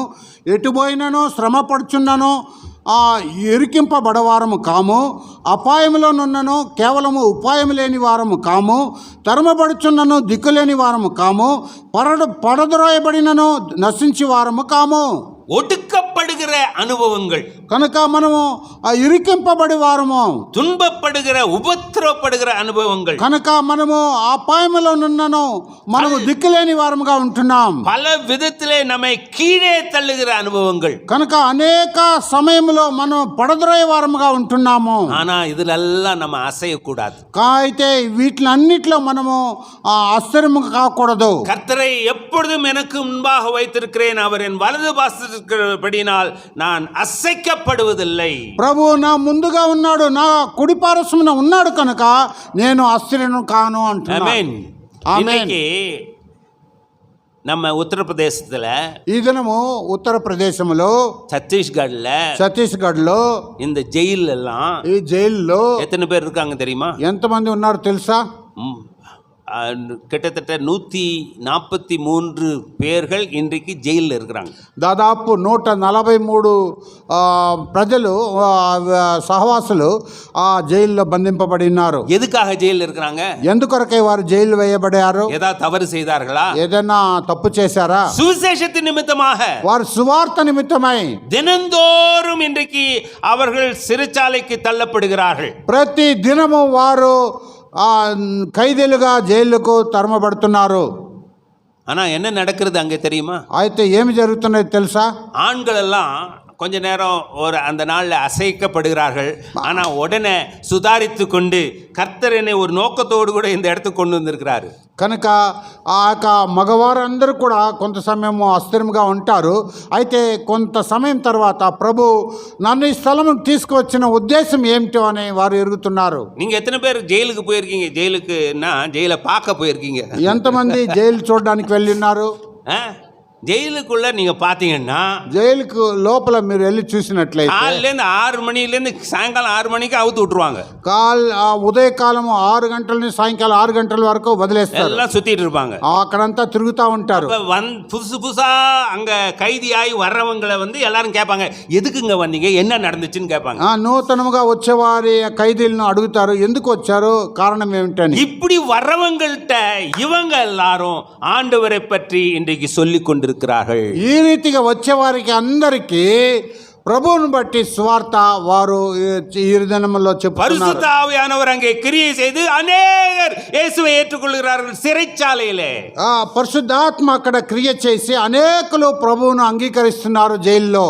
ஆண்களும் சிறைக்கு தள்ளப்படுகிறார்கள், பெண்களும் தள்ளப்படுகிறார்கள். అక్కడ మగవారు కూడా ఆక జైల్లో త్రోయబడుచున్నారు, స్త్రీలు కూడా ఆక జైల్లో త్రోయబడుచున్నారు. ஸ்திரீகள் கொஞ்சம் சுதாரித்துக் கொள்வதற்கு நேரம் எடுத்துக்கிறாங்களாம். స్త్రీలు అక్కడ కొద్దిగా స్థిరపడడానికి సమయం తీసుకుంటారు. ரொம்ப நாள் அழுதுகினே இருப்பாங்க, ஆண்டவரே ஏன் ஆண்டவரே இங்க கொண்டு வந்து வச்சிருக்கீங்கன்னு சொல்லி. ప్రభువా ఎందుకు నన్ను ఇక్కడ ఎంతో దూరం తీసుకువచ్చిన్నారు, ఏడుస్తూనే ఉంటారంట. அதுக்கப்புறமா அவங்களுக்கு ஒரு தைரியம் எங்கிருந்தே வந்துடும். ఆ తర్వాత వారికి ఒక గొప్ప ధైర్యం ఎక్కడి నుంచో వస్తుంది. ధైర్యமாக ஆண்டவரை பற்றி அங்கே சாட்சி சொல்லுகிறார்கள். ధైర్యముగా ప్రభువుని బట్టి వారు సాక్ష్యం చెప్పేవారు. అనేక స్త్రీகள் இன்றைக்கு ஆண்டவரை ஏற்றுக்கொள்கிறார்கள். అనేక స్త్రీలు ఈ దినము ప్రభువుని అంగీకరిస్తున్నారు. இன்னைக்கு இப்படி உபத்திரவங்கள் மூலமாக ஆண்டவருடைய பணி நடந்து கொண்டிருக்கிறது. ఈ దినము ఇలాంటి ఉపద్రవం ద్వారా ప్రభు పని జరుగుతూ ఉన్నది. அதனால வேதம் சொல்லுகிறது, అయితే గ్రంథం సెలవిస్తున్నది, இதன் மூலமாக அசைக்கப்படக்கூடாது. దీని నిమిత్తమై అస్థిరం కాకూడదు. அதன் மூலம் எந்த சூழ்நிலை வந்தாலும், எந்த உபத்திரம் வந்தாலும், பாடுகள் வந்தாலும் நான் உமக்காக சாட்சியாக நிற்பேன் என்பவர்கள் இன்றைக்கு தேவை. కనుక ఎలాంటి శ్రమ వచ్చినా, ఎలాంటి ఉపద్రవం వచ్చినా అస్థిరం కాకుండా నేను నీ కొరకై స్థిరముగా ఉంటానని సాక్ష్యం చెప్పాలి. உயிரையே இழக்க நேரிட்டாலும் நான் ஆண்டவரை விடமாட்டேன். నా ప్రాణమును తీటకు సిద్ధపడినా కూడా నేను ప్రభువును విడిచుటకు నేను అస్థిరంగా ఉండను. பவுல் அப்போஸ்தலன் என்ன சொல்கின்றார்? పౌలు అపోస్తలుడు ఏం సెలవిస్తున్నాడు? அப்போஸ்தலர் நடவடிக்கைகள் 20ஆம் அதிகாரம் 24ஆம் வசனத்திலே, అపోస్తల కార్యములు 20వ అధ్యాయం 24వ వాక్యములో, Acts of Apostles chapter 20-24, అపోస్తల కార్యం 20-24లో, ஆகிலும் அவைகளை ஒன்றை குறித்தும் நான் கவலைப்படேன், என் பிராணனை நான் அருமையாக எண்ணேன், என் ஓட்டத்தை சந்தோஷத்தோடு முடிக்கவும் தேவனுடைய கிருபையின் சுவிசேஷத்தை பிரசங்கம் பண்ணும்படிக்கு நான் கர்த்தராகிய இயேசு கிறிஸ்துவில் பெற்ற ஊழியத்தை நிறைவேற்றவே நான் விரும்புகின்றேன். అపోస్తల కార్యం 20-24, అయితే దేవుని యొక్క కృపా సువార్తను గురించి సాక్ష్యం ఇచ్చుట యందు నా పరుగును నేను ప్రభు అయిన యేసు వలన పొందిన పరిచర్యను తుదముట్టింపవలనని నా ప్రాణమునకు నాకెంత మాత్రమును ప్రియమైనదిగా ఎంచుకొనటలేదు. அருமையான சகோதரனே, சகோதரியே, ప్రియమైన సహోదరుడా, இந்த సహోదరి, நாட்கள் வந்து கொண்டே இருக்கிறது. ఈ దినం వస్తూనే ఉన్నది. இன்றைக்கு கிறிஸ்தவர்கள் உபத்திரப்பட போகிறார்கள். ఈ దినాల్లో క్రైస్తవులు శ్రమ పొందబోతున్నారు. இது நடந்து கொண்டே இருக்கிறது. ఇది జరుగుతూనే ఉన్నది. இன்னும் அதிகமாக போகிறது. ఇంకా ఎక్కువ అవబోతున్నది. ஆனால் பவுல் அப்போஸ்தலனை போல நாம் சொல்ல முடியுமா? అయితే పౌలు అపోస్తలులాగా మనం చెప్పగలమా? என் பிராணனை நான் அருமையாக எண்ணேன், నా ప్రాణమును ప్రియముగా ఎంచితనే, என் ஓட்டத்தை சந்தோஷத்தோட நான் முடிக்க விரும்புகிறேன். నా యొక్క పరుగును సంతోషంతో తొడముట్టించుతాను. இயேசுவினிடத்திலிருந்து நான் பெற்ற ஊழியத்தை மட்டும் நிறைவேற்ற விரும்புகிறேன். ప్రభు యేసు వలన పొందిన పరిచర్యను తుదముట్టవలెనని ఎరుగుతున్నాను. சொல்வதற்கு நாம் தயாரா? చెప్పడానికి మనం సిద్ధంగా ఉన్నామా? அப்படிதான் கர்த்தருடைய பணியிலே நாம் ஈடுபட அழைக்கப்படுகின்றோம். ఆ రీతిగానే దేవుని పనిలో మనం పాలు పొందడానికి మనం ఆహ్వానింపబడుచున్నాం. அசைக்கிற காரியங்கள் வரலாம், మనలో అస్థిరం చేసే కార్యములు రావచ్చు, துன்பங்கள் வரலாம், ఆ యొక్క దుఃఖములు రావచ్చు, நஷ்டங்கள் வரலாம். నష్టములు రావచ్చు. ஆனாலும் అయినా இந்த ஊழியத்தை நான் நிறைவேற்ற விரும்புகின்றேன். ఈ యొక్క పరిచర్యను తుదముట్టించవలనని ఎరుగుతున్నాను. நேற்றைக்கு இரவுதான் நான் திரும்ப பெங்களூருக்கு வந்தேன். నిన్న రాత్రి మాత్రమే నేను బెంగళూరుకి తిరిగి వచ్చాను. திடீரென்று என்னுடைய சகோதரனுடைய மனைவி இறந்து விட்டார்கள். அவருடைய அடக்க ஆராதனைக்கு சென்றிருந்தேன். ఉన్నట్టుకుండి నా సహోదరుని యొక్క భార్య చనిపోయింది. ఆయన సమాధి కార్యక్రమంకు వెళ్ళి ఉన్నాను. ஒரு குக்கிராமத்திலே அவர்கள் ஊழியம் செய்து கொண்டிருக்கிறார்கள். ఒక కుగ్రామంలో వారు పరిచయం చేస్తున్నారు. சுற்றி எந்த இடத்திலுமே ஒரு சபையும் பார்க்க முடியாது. దాని చుట్టుప్రక్కల ఏక స్థలంలో కూడా ఒక సంఘం చూడలేము. கடந்த 17 வருடமாக அங்கே ஊழியம் செய்து గత 17 సంవత్సరాలుగా అక్కడ పరిచయం చేసి கர்த்தருடைய பெரிதான கிருபையாலே ஒரு சபையை ஸ்தாபித்திருக்கிறார்கள். దేవుని యొక్క గొప్ప కృప ద్వారా ఒక గొప్ప సంఘమును స్థాపించున్నాడు. ஒரு 40-50 விசுவாசிகள் இங்கே வருகிறார்கள். 40-50 విశ్వాసులు అక్కడికి వస్తున్నారు. யாரும் பரம்பரை கிறிஸ்தவர்கள் அல்ல. వారు ఎవరు కూడా పారంపర్య క్రైస్తవులు కారు. 17 வருஷம் ஊழியம் செய்யும்போது கடந்த 4 வருடங்களாக மனைவிக்கு திடீரென்று சுகமில்லை. ఈ యొక్క 17 సంవత్సరంలో పరిచయం చేయగా గత 4 సంవత్సరములుగా ఉన్నటువంటి భార్యకు అనారోగ్యము, கேன்சர் பாதிக்கப்பட்டது. క్యాన్సర్ ద్వారా బాధింపబడింది. திடீரென்று வெள்ளிக்கிழமை இறந்து விட்டார்கள். ఉన్నట్టుకొండి శుక్రవారం నాడు చనిపోయారు. அந்த அடக்க ஆராதனைக்கு சென்றேன். ఆ సమాధి కార్యక్రమానికి వెళ్ళాను. சகோதரனிடத்துல கேட்டேன், ఆ సహోదరుని అడిగాను, என்ன செய்ய போறீங்க? ఏం చేయబోతున్నారు? என்ன சொன்னார் தெரியுமா? ఏం చెప్పాడు తెలుసా? இந்த முழு கிராமங்களும் ஆண்டவரை ஏற்றுக்கொள்கிற வரை, என்னுடைய முழு மூச்சு இருக்கிற வரை இங்கே இருந்து ஆண்டவருக்காக ஊழியம் செய்வேன் என்று சொன்னார். ఈ యొక్క చుట్టుపక్కల ఉన్న గ్రామం అంతా కూడా ప్రభువును అంగీకరించే వరకు, నా ప్రాణము నా గొంతులు ఉంట వరకు నేను ఇక్కడే ఉండి పరిచయం చేస్తాను అన్నాడు. அசைக்கப்படுகிற சூழ்நிலைகள் வரலாம், కనుక అస్థిరం చేసే పరిస్థితులు రావచ్చు. ஆனால் அவரிடத்திலே வைத்திருக்கிற தீர்மானத்தை உறுதியாக நாம் இருக்க அழைக்கப்படுகின்றோம். ఆయన పేరులో పెట్టున్న తీర్మానమును స్థిరముగా ఉంచడానికి మనం సిద్ధపడవలేను. స్మిర్నా என்கின்ற சபையினுடைய போதகராக இருந்தவர், స్మరణ అనే సంఘం యొక్క బోధకుడై ఉన్నవాడు, யோவானுடைய சீடனாக இருந்தவர், యోహాను యొక్క శిష్యుడిగా ఉన్నవాడు. அவருடைய பெயர் ఆయన పేరు పోలికార్ప్. పోలికార్ప్. பாலிகார்ப் அவர் அந்த நாட்களிலே அவரை எதிர்த்தார்கள். పౌలికార్పును ఆ దినాల్లో ఆయన ఎదిరించిన వారుగా ఉన్నారు. அவர் ஏற்றுக்கொண்ட கிறிஸ்துவை துறக்கும்படியாக அவரிடத்திலே வற்புறுத்தினார்கள். ఆయన అంగీకరించిన క్రైస్తవును ఆయన ఎదిరించట కొరకు వారిని ఏర్పరిచారు. அப்படி அவர் செய்யவில்லை என்றால், ఆ రీతిగా వారు చేయలేకపోతే கழு மரத்திலே கட்டி எரிக்கப்பட்டு சாவடிக்க அவர்கள் ஈட்டியால் குத்தி சாவடிக்க அவர்கள் தயாரானார்கள். కనుక మానులో ఆయన బంధించి ఆయన ఈటి ద్వారా పొడిచి చంపవలనని ఆశించారు. அவர்கிட்ட சொன்னாங்க, போலிகார்ப்பு சொன்னாங்க, ఆ పోలికార్ దగ్గర చెప్పారు, మీరు இயேசுவை உதறி தள்ளுங்க, యేసుని విడిచివేయండి. ஆனா அவர் என்ன சொன்னாரு? అయితే ఆయన ఏం చెప్పాడు, நான் 86 ஆண்டுகள் அவருக்கு சேவை செய்தேன், నేను 86 సంవత్సరములు ఆయనకు పరిచయం చేశాను, அவர் எனக்கு ஒரு தவறும் செய்ததில்லை, ఆయన ఒక్క తప్పిదము నా పట్ల చేయలేదు, அவர் என் ராஜாவும் என் ரட்சகருமாக இருக்கிற அவரை, ఆయన రాజుగాను నా రక్షకుడుగా ఉన్న ఆయనను, எனக்கு ஒரு தவறும் செய்யாத அவரை, నాకు ఏ తప్పిదము చేయని ఆయనను எப்படி நான் உதறி தள்ள முடியும்? ఏ రీతిగా నేను విడిచిపెట్టగలను? என்னை என்ன செய்தாலும் அவரை உதறி தள்ள மாட்டேன் என்று, నన్ను ఏమి చేసినా కూడా ఆయన్ను విడిచిపెట్టను అని చెప్పాడు. அப்படிப்பட்ட மரணத்துக்கு தன்னை ஒப்பு கொடுத்தார். అలాంటి మరణముకు తను తాను అప్పగించుకొనెను. அவங்களுக்கு முன்னாலெல்லாம் இருந்தது என்ன தெரியுமா? వారి ముందంట ఉన్నది ఏం తెలుసా? அழியாத ஜீவ கிரீடம் எனக்காக காத்திருக்கிறது, నశింపని జీవ కిరీటము నా కొరకే అక్కడ వేచి ఉన్నది. எந்த உபத்திரவும் நான் பட்டாலும் நான் ஆண்டவரை உதறி தள்ள மாட்டேன். ఎలాంటి ఉపద్రవం నేను పొందినా కూడా నేను ప్రభువును విడిచిపెట్టను.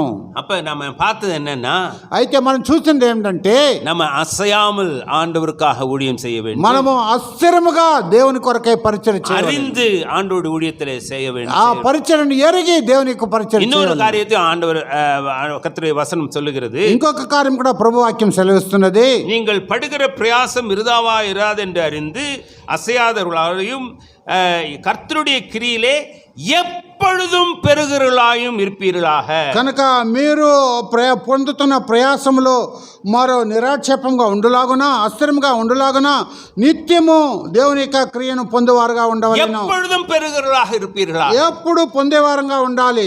அப்ப அறிந்து பெருக வேண்டும், కనుక ఎరిగి మనము అభివృద్ధి చెందవలెను, அசையாமல் பெருக வேண்டும், మనము అస్థిరముగా మనము అభివృద్ధి చెందవలెను, அயராமல் பெருக வேண்டும், మనము అలుపు లేక మనము అభివృద్ధి చెందవలెను, எப்பொழுதும் நாம் அதிலே வளர்ந்து கொண்டிருக்க வேண்டும், మనము ఎప్పుడు ఆ కార్యములో అభివృద్ధి చెందుతూ ఉండవలెను. ஆண்டவருடைய பிரதான கிருபையினாலே దేవుని యొక్క గొప్ప కృప ద్వారా இந்த தேசம் நமக்கு திறந்த தேசமாக இருக்கிறது. ఈ దేశం మనకు తెరిచిన దేశమై ఉంటున్నది. இந்த தேசத்தினுடைய எல்லா பகுதிகளிலும் நாம போக முடியும். ఈ యొక్క దేశం యొక్క అన్ని భాగంలో మనం వెళ్ళవచ్చు. 140 கோடி மக்களை நாம் சந்திக்க அப்படிப்பட்ட பெரிய உத்தரவாதத்தை நம்முடைய கரகத்திலே ஆண்டவர் தந்திருக்கின்றார். 140 కోట్ల ప్రజలను మనం దర్శించడానికి, సంధించడానికి అలాంటి గొప్ప కృపను ప్రభు మనకు అనుగ్రహించాడు. వేదం என்ன சொல்லுகிறது? గ్రంథం ఏం సెలవిస్తున్నది? 1 కొరింథీ 16:9 మొదటి కొరింథీయులకు రాసిన పత్రిక 16:9 అనుకూలமான కదవు எனக்கு திறக்கப்பட்டிருக்கிறது, కార్యానుకూలమైన మంచి సమయము నాకు ప్రాప్తించి ఉన్నది. கதவு திறக்கப்பட்டிருக்கிறது, ద్వారము తెరవబడి ఉన్నది. நான் ஊழியம் செய்வதற்கு ஆண்டவர் பல தருணங்களை, பல வாய்ப்புகளை தந்து கொண்டிருக்கிறார். నేను పరిచర్య చేయడానికి అనేక తరుణములు, అనేక అవసరతను ఆయన నాకు తెరిచి ఇచ్చున్నాడు. ஆனால் அந்த தருணங்களையும் வாய்ப்புகளையும் நழுவ விடுகிறோமா அல்லது உடனே அதில் ஈடுபடுகிறோமா? అయితే మనము ఆ కార్యములను,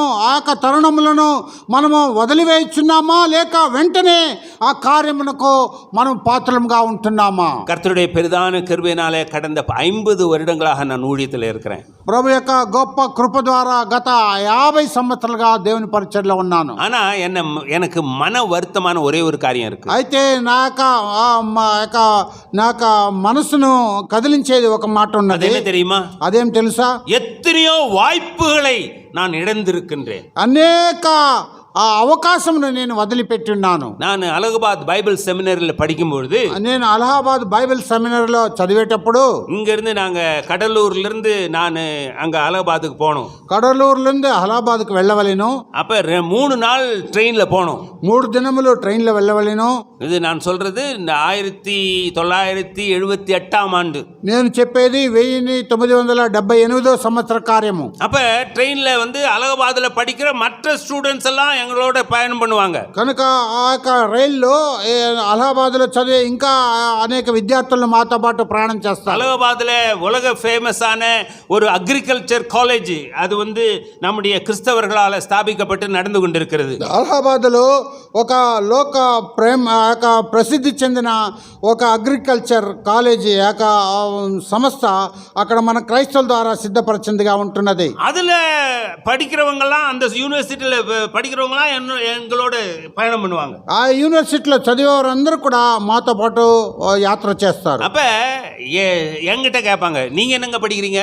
వారు నాతో అడిగేవారు మీరేం చదువుతున్నారని. நான் சொல்லுவேன், நான் BTH படிக்கிறேன் அப்படின்னு. నేను BTH చదువుతున్నాను అన్నాను. அது bachelor of theology. Bachelor of theology. ஆனா BTH யாருமே கேள்விப்பட்டதில்லை. BTH ఎవరు విన్నవారు కాదు.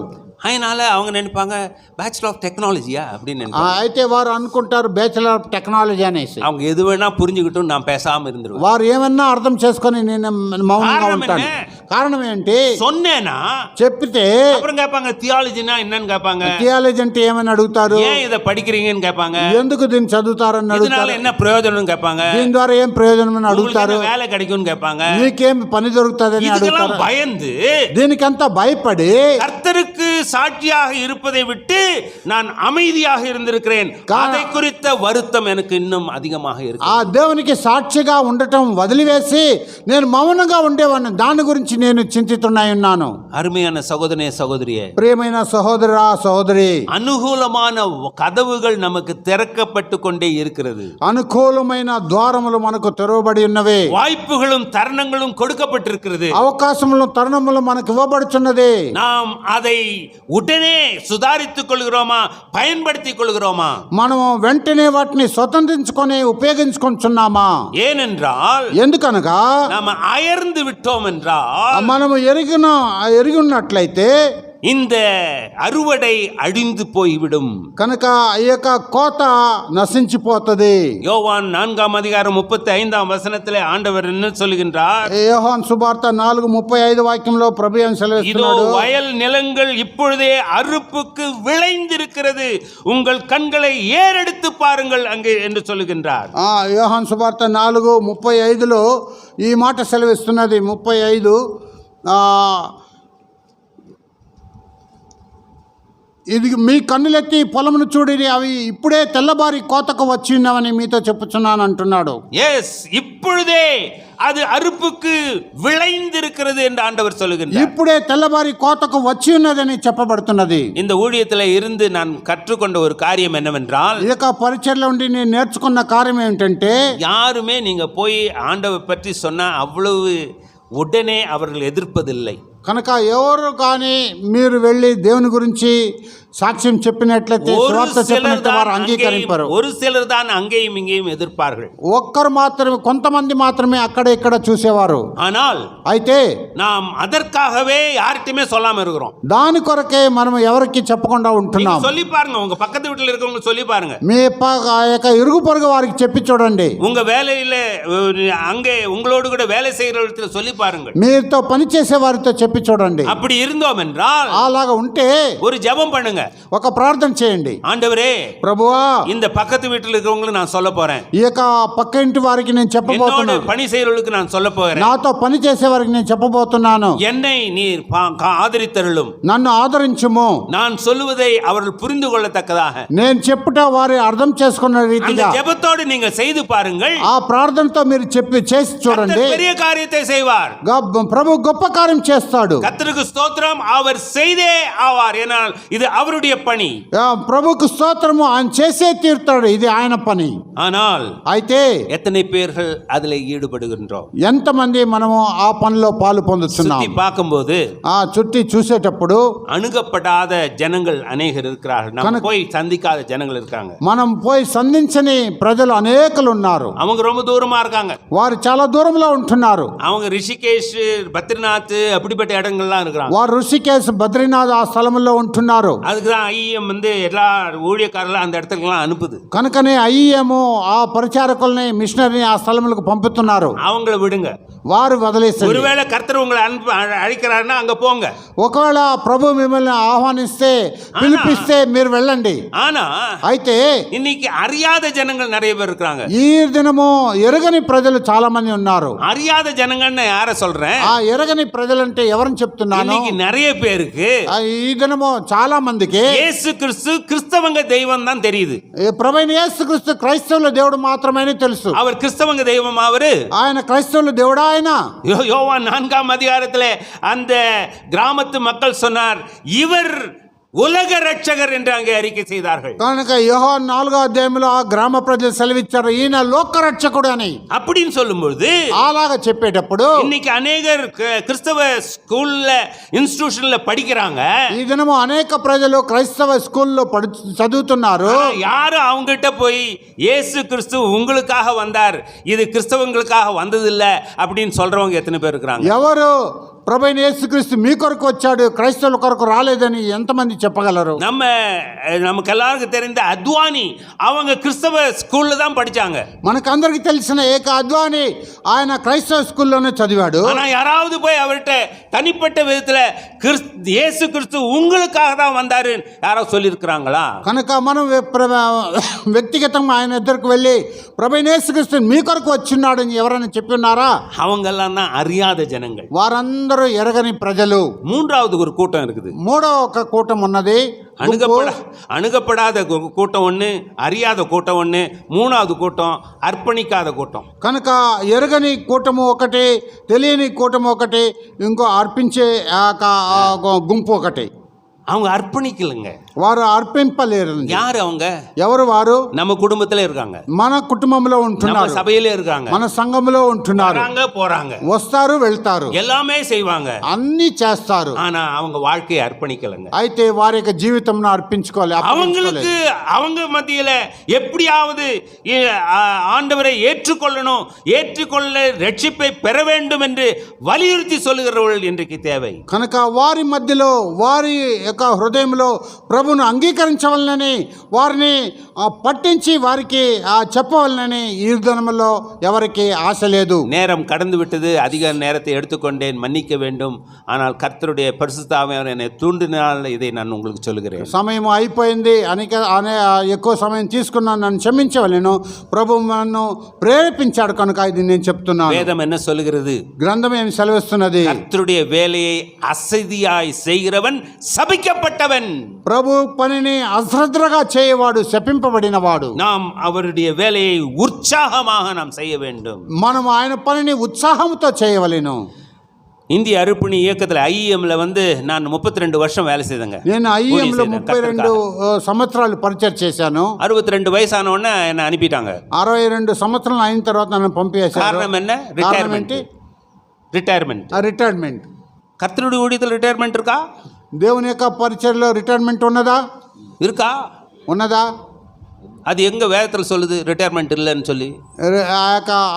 రిటైర్మెంట్ లేదని గ్రంథంలో ఎక్కడ చెప్తున్నది? யோசுவா 13ஆம் அதிகாரம் 1ஆம் வசனத்துல, యెహోషువ 13 మొదటి వాక్యములో, யோசுவா వయது சென்று ముదియవనాன போது, యెహోషువ వృద్ధుడైన తర్వాత கர்த்தர் அவனை நோக்கி, ప్రభు ఆయన చూసి, நீ வயது சென்றவனும் முதிர்வானவனுமாய் சுதந்திரித்துக் கொள்ள வேண்டிய தேசம் இன்னும் மகா விஸ்தாரமாய் இருக்கிறது. 1ஆம் வசனம்.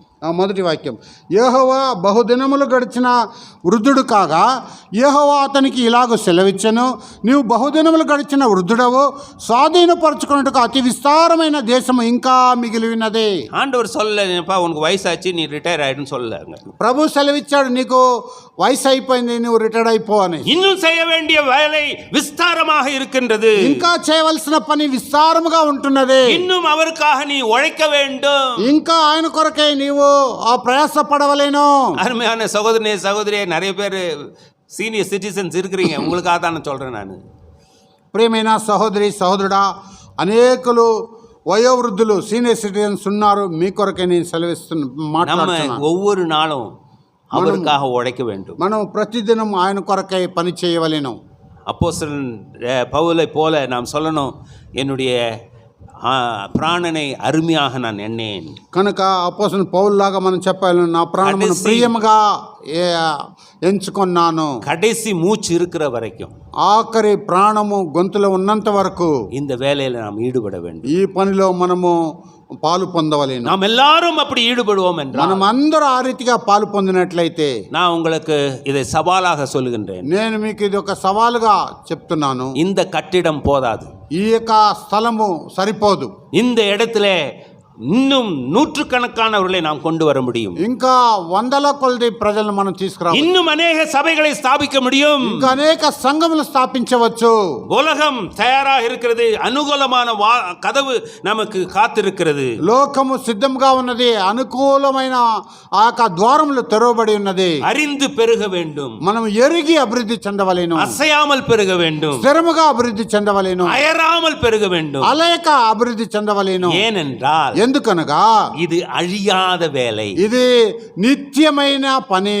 இது పరుగిற ప్రయాసం అది విరుదావల్ల, దీనికి పొందిన ప్రయాసం వ్యర్థం కానేరదు. ஆண்டவருடைய வசனம் சொல்லுகிறது, దేవుని యొక్క వాక్యం సెలవిస్తున్నది, என் நாமத்து நிமித்தம் ஒரு கலசம் தண்ணீர் குடிக்க கொடுக்கிறவனும் தன் பலனை அடையாமற் போகான். నా నామం నిమిత్తం ఒక గ్లాసు నీళ్లు ఇచ్చేవానికి ఆయన నశింపకుండా పోడు. பல வருடங்களுக்கு முன்னதாக நான் ஜான்சி என்கின்ற இடத்துல ஊழியத்தை செய்து கொண்டிருந்தேன். నేను కొన్ని సంవత్సరముల క్రితం ఝాన్సీ అనే స్థలంలో పరిచయం చేస్తున్నాను. அந்த ఆరాధனை முடிந்த பிறகு என்னை ஒரு தம்பதியர்கள் வந்து பார்த்தாங்க. ఆ ఆరాధన ముగించిన తర్వాత ఒక దంపతులు వచ్చి నన్ను చూశారు. அவங்க கையில் ஒரு சின்ன குழந்தை, వారి చేతిలో ఒక చిన్న బిడ్డ, చంటి బిడ్డ. அந்த అమ్మ என்கிட்ட சொல்லிச்சு, ఆ సహోదరి నాతో చెప్పింది, అண்ணே సహోదరుడా, உங்களுக்கு என்ன தெரியும், నీకు నాకు తెలుసు. ஜான்சியில் யாரை எனக்கு தெரியும், யாரையுமே எனக்கு தெரியாது. ఝాన్సీలో ఎవరని నాకు తెలియదు. நீங்கள் அண்ணன் சொன்னதுனால நீங்கள் தமிழ்நாட்டிலேருந்து வந்தங்கன்னு எனக்கு தெரியுது. మీరు సహోదరుడా అని చెప్పిన దాన్ని బట్టి మీరు తమిళనాడు నుండి వచ్చారని నాకు తెలుసు. அந்த சகோதரி என்கிட்ட ரொம்ப கோபப்பட்டாங்க. ఆ సహోదరి నా మీద ఎంతో కోపపడింది. நீங்கள் எப்படி என்ன மறக்கலாம், మీరు ఏ రీతిగా నన్ను మర్చిపోగలరు? நான் சொன்னேன், నేను చెప్పాను, எனக்கு என் மனைவி பேரே ஞாபகம் இருக்கிறது ஆண்டவருக்கு ஸ்தோத்திரம். నా యొక్క భార్య పేరే జ్ఞాపకం ఉండేది, దేవునికి స్తోత్రం. அதனால நான் எத்தனையோ பேரை சந்திக்கிறேன், அதனால எனக்கு தெரியாது. నేను ఎంతో మందిని దర్శిస్తున్నాను కనుక నాకు తెలియదు. సహోదరి, நீங்க யாருன்னு உங்களை அறிமுகப்படுத்துங்க. కొద్దిగా మీరు ఎవరిని నాకు పరిచయం చేసుకోనండి. என்ன சொன்னாங்க தெரியுமா? ఆమె ఏం చెప్పింది తెలుసా? அண்ணே, நான் உங்க சண்டே ஸ்கூல் ஸ்டூடெண்ட். సహోదరుడా, మీ యొక్క సండే స్కూల్ స్టూడెంట్ నేను. நான் சின்ன வயதாக இருக்கும்போது ஆண்டவரை நீங்கள் தான் உங்கள் மூலமாக தான் ஏற்றுக்கொண்டேன். కనుక నేను చిన్న ప్రాయంలో ఉన్నప్పుడు ప్రభువును మీ ద్వారా పరిచయం కలిగి నేను అంగీకరించాను. இன்றைக்கு ஜான்சியில் இருந்து கொண்டு எத்தனையோ மிஷனரிமார்களை ட்ரெயின் பண்ணுற அந்த ஊழியத்தை நான் செய்து கொண்டிருக்கிறேன். ఈ దినము అనేక మిషనరీలను తర్బీదిచ్చే పనిలో నేను నిమగ్నమై ఉన్నాను. என் கண்கள் கண்ணீரால் நிறைந்தது, నా కళ్ళు కన్నీరు ద్వారా నింపబడింది. என்னமோ பலவீனமாக அந்த சமயத்தில், என்னுடைய டீனேஜ் சமயத்தில் நான் இந்த சண்டே ஸ்கூல் ஊழியத்தில் ஈடுபட்டது இப்படிப்பட்ட ஒரு பெரிய காரியம் நடக்கும் நான் நினைச்சே பார்க்கல. నేను ఆ యవన కాలంలో ఆ యొక్క సండే స్కూల్ పరిచయం చేసినప్పుడు ఇలాంటి గొప్ప కార్యం జరుగునని నేను ఆశించలేదు. சகோதரனே சகோதரியே, கர்த்தருக்குள் நாம் படுகிற பிரயாசம் விருதாவல்ல. ప్రభు ద్వారా మనం పొందే ప్రయాసము నిరర్ధకము కాదు. இது அழியாத வேலை. ఇది నశించని కార్యము. நாம் అయరాமல் செய்ய வேண்டும். మనం అలుపెరగనగా நாம் చేయవలెను. அசையாமல் செய்ய வேண்டும். మనం అస్థిరము కాకుండా చేయవలెను. நாம் கர்த்தருடைய பணியை அறிந்து செயல்பட வேண்டும். ప్రభు పనిని ఎరిగి చేయవలెను. ஜெபிப்போம். ప్రార్థించుకుందాం. எல்லா தலைகளும் தாழ்த்தி இருக்க, எல்லா கண்களும் மூடி இருக்க, అన్ని తలలను వంచి కన్నులను మూడ్చుకొనము. இந்த அருமையான இந்த ஆண்டு விழாவிலே ఈ యొక్క రమ్యమైన ఈ యొక్క నూతన సంవత్సరములో ஆண்டவருக்கு நாம் என்ன பதில் சொல்ல போகிறோம்? ప్రభువుకు మనం ఏమి జవాబు ఇవ్వబోతున్నాం? ஆண்டவர்கிட்ட சொல்லுவோமா, ஆண்டவரே எத்தனையோ తరుణங்களை వాய்ப்புகளை நான் నడువు విட்டுருக்கிறேன். ప్రభువుకు చెప్దామా, ఎన్నో అవకాశములను తరుణములను నేను జార విడిచున్నాను. என்ன மன்னியும் ஆண்டவரே, ప్రభువా నన్ను క్షమించమని. இந்த ஊழியத்தை நான் செய்வதற்காக ఈ పరిచయం నేను చేయట కొరకై என்ன நீங்க தெரிந்து கொண்டிருக்கிறீங்க. నన్ను మీరు ఏర్పరచుకున్న విధానం, என்னை நீங்கள் உம்முடைய இரத்தத்தை கொடுத்து இந்த சபையை ஸ்தாபித்திருக்கிறீர்கள். నన్ను మీ స్వరక్తం ఇచ్చి నన్ను ఈ సంఘములో స్థాపించున్నారు. இந்த பணியிலே நான் ஈடுபட போகிறேன். ఈ పనిలో నేను పాలు పొందబోచున్నాను. ஒரு புதிய అర్పణతోడు కూడా ఈடுபட పోகிறேன். ఒక నూతన సమర్పణతో నేను పాలు పొందబోతున్నాను. இனிமேல் நான் வாய்ப்புகளை நான் நழுவ விட மாட்டேன். ఇక నుంచి నేను నా యొక్క అవకాశంలను జారవేడవను. சொல்வீங்களா ஆண்டவரத்துல? దేవుని ఎదుట చెప్పగలరా? ஒரு అర్పణத்தை செலுத்துவோமா? ఒక అప్పగింపును మనం చేర్చుకుందామా? ஏனென்றால் ఎందుకనగా எல்லாருமே இந்த பணியை செய்ய முடியும். అందరూ ఈ పని చేయగలము. ஒருவேளை என்னால வெளியில போக முடியாது, நான் பலவீனமா இருக்கிறேன். ఒకవేళ నేను బలహీనంగా ఉన్నాను, బయటికి పోలేను అనుకుంటే, நீ இருக்கிற இடத்துல எத்தனையோ நசித்து போய்த்து கொண்டிருக்கிற மக்களுக்காக நாம் ஜெபித்து ஆண்டவருடைய சன்னிதானத்தில் அவர்களுக்காக மன்றாட முடியும். కనుక నువ్వు ఉన్న స్థలంలో అనేక నశించిపోతున్న ఆత్మల కొరకై నువ్వు ప్రార్థించి దేవుని సన్నిధిలో నువ్వు ప్రలాపం చేయవలెను. தேவை என்ன? అవసరం ఏమిటి? உங்களுடைய அர்ப்பணம், మీ యొక్క సమర్పణ, உங்களுடைய தீவிரம், మీ యొక్క తీవ్రత. எப்படியாவது ఎలాగైనా என் மூலமாக నా ద్వారా அநேகர் இயேசுவை அறிந்து கொள்ள வேண்டும். అనేకులు ప్రభువును అంగీకరించవలెను. இந்த பணியிலே நான் ஈடுபட வேண்டும். ఈ పనిలో నేను పాలు పొందవలెను. யாராவது அப்படி ஒரு தீர்மானத்தை எடுக்கிறீங்களா? ఎవరైనా అలాంటి ఒక తీర్మానం உங்களுடைய கரங்களை உயர்த்தி காண்பீங்கள். உங்களுக்காக ஜெபிக்க நான் விரும்புகிறேன். మీ యొక్క హస్తములను ఎత్తి చూపించినట్లయితే మీ యొద్దకు ప్రార్థించటకు మేము. ஏப்ரல் 27ஆம் நாள் ஒரு சிறந்த நாளாக உங்களுடைய ஆயுசு நாட்களில் இருக்கும். ఏప్రిల్ 27 దినము ఒక శ్రేష్టమైన దినముగా మీ యొక్క జీవితకాలంలో ఉండును గాక. சில கரங்களை நான் பார்க்கிறேன். కొన్ని హస్తములను నేను చూస్తున్నాను. வேற யாராவது இருக்கீங்களா? ஜெபம் பண்ண. ఇంకెవరైనా ఉన్నారా? ప్రార్థన చేయబోతున్నాం. எங்கள் நேசிக்கிற ஜீவனுள்ள நல்ல தாப்பனே, இந்த நல்ல அருமையான ஆராதனை வேலைக்காக நமக்கு நன்றி செலுத்துகிறோம். இந்த ஆண்டு விழாவை, ஆண்டு ஆராதனையை எங்களுக்கு தந்ததுக்காக ஸ்தோத்திரம். இந்த சியோன் திருச்சபையை நீர் உருவாக்கினீர், இந்த இடத்திலே வைத்திருக்கிறீர். எங்களை ஒவ்வொருவரையும் இந்த செய்தியை கேட்கும்படியாக கொண்டு வந்திருக்கிறீர் சுவாமி. இந்த பணியில் ஈடுபடும்படியாக நாங்கள் ஒருவரும் இதிலிருந்து நழுவ விடாதபடிக்கு, இதிலிருந்து ஆண்டவரே நாங்கள் இந்த காரியத்திலே எங்களை முழுமையாக அர்ப்பணித்து கொள்ள எங்கள் ஒவ்வொருவருக்கும் உதவி செய்ய வேண்டும் என்று நாங்கள் ஜெபிக்கின்றோம்.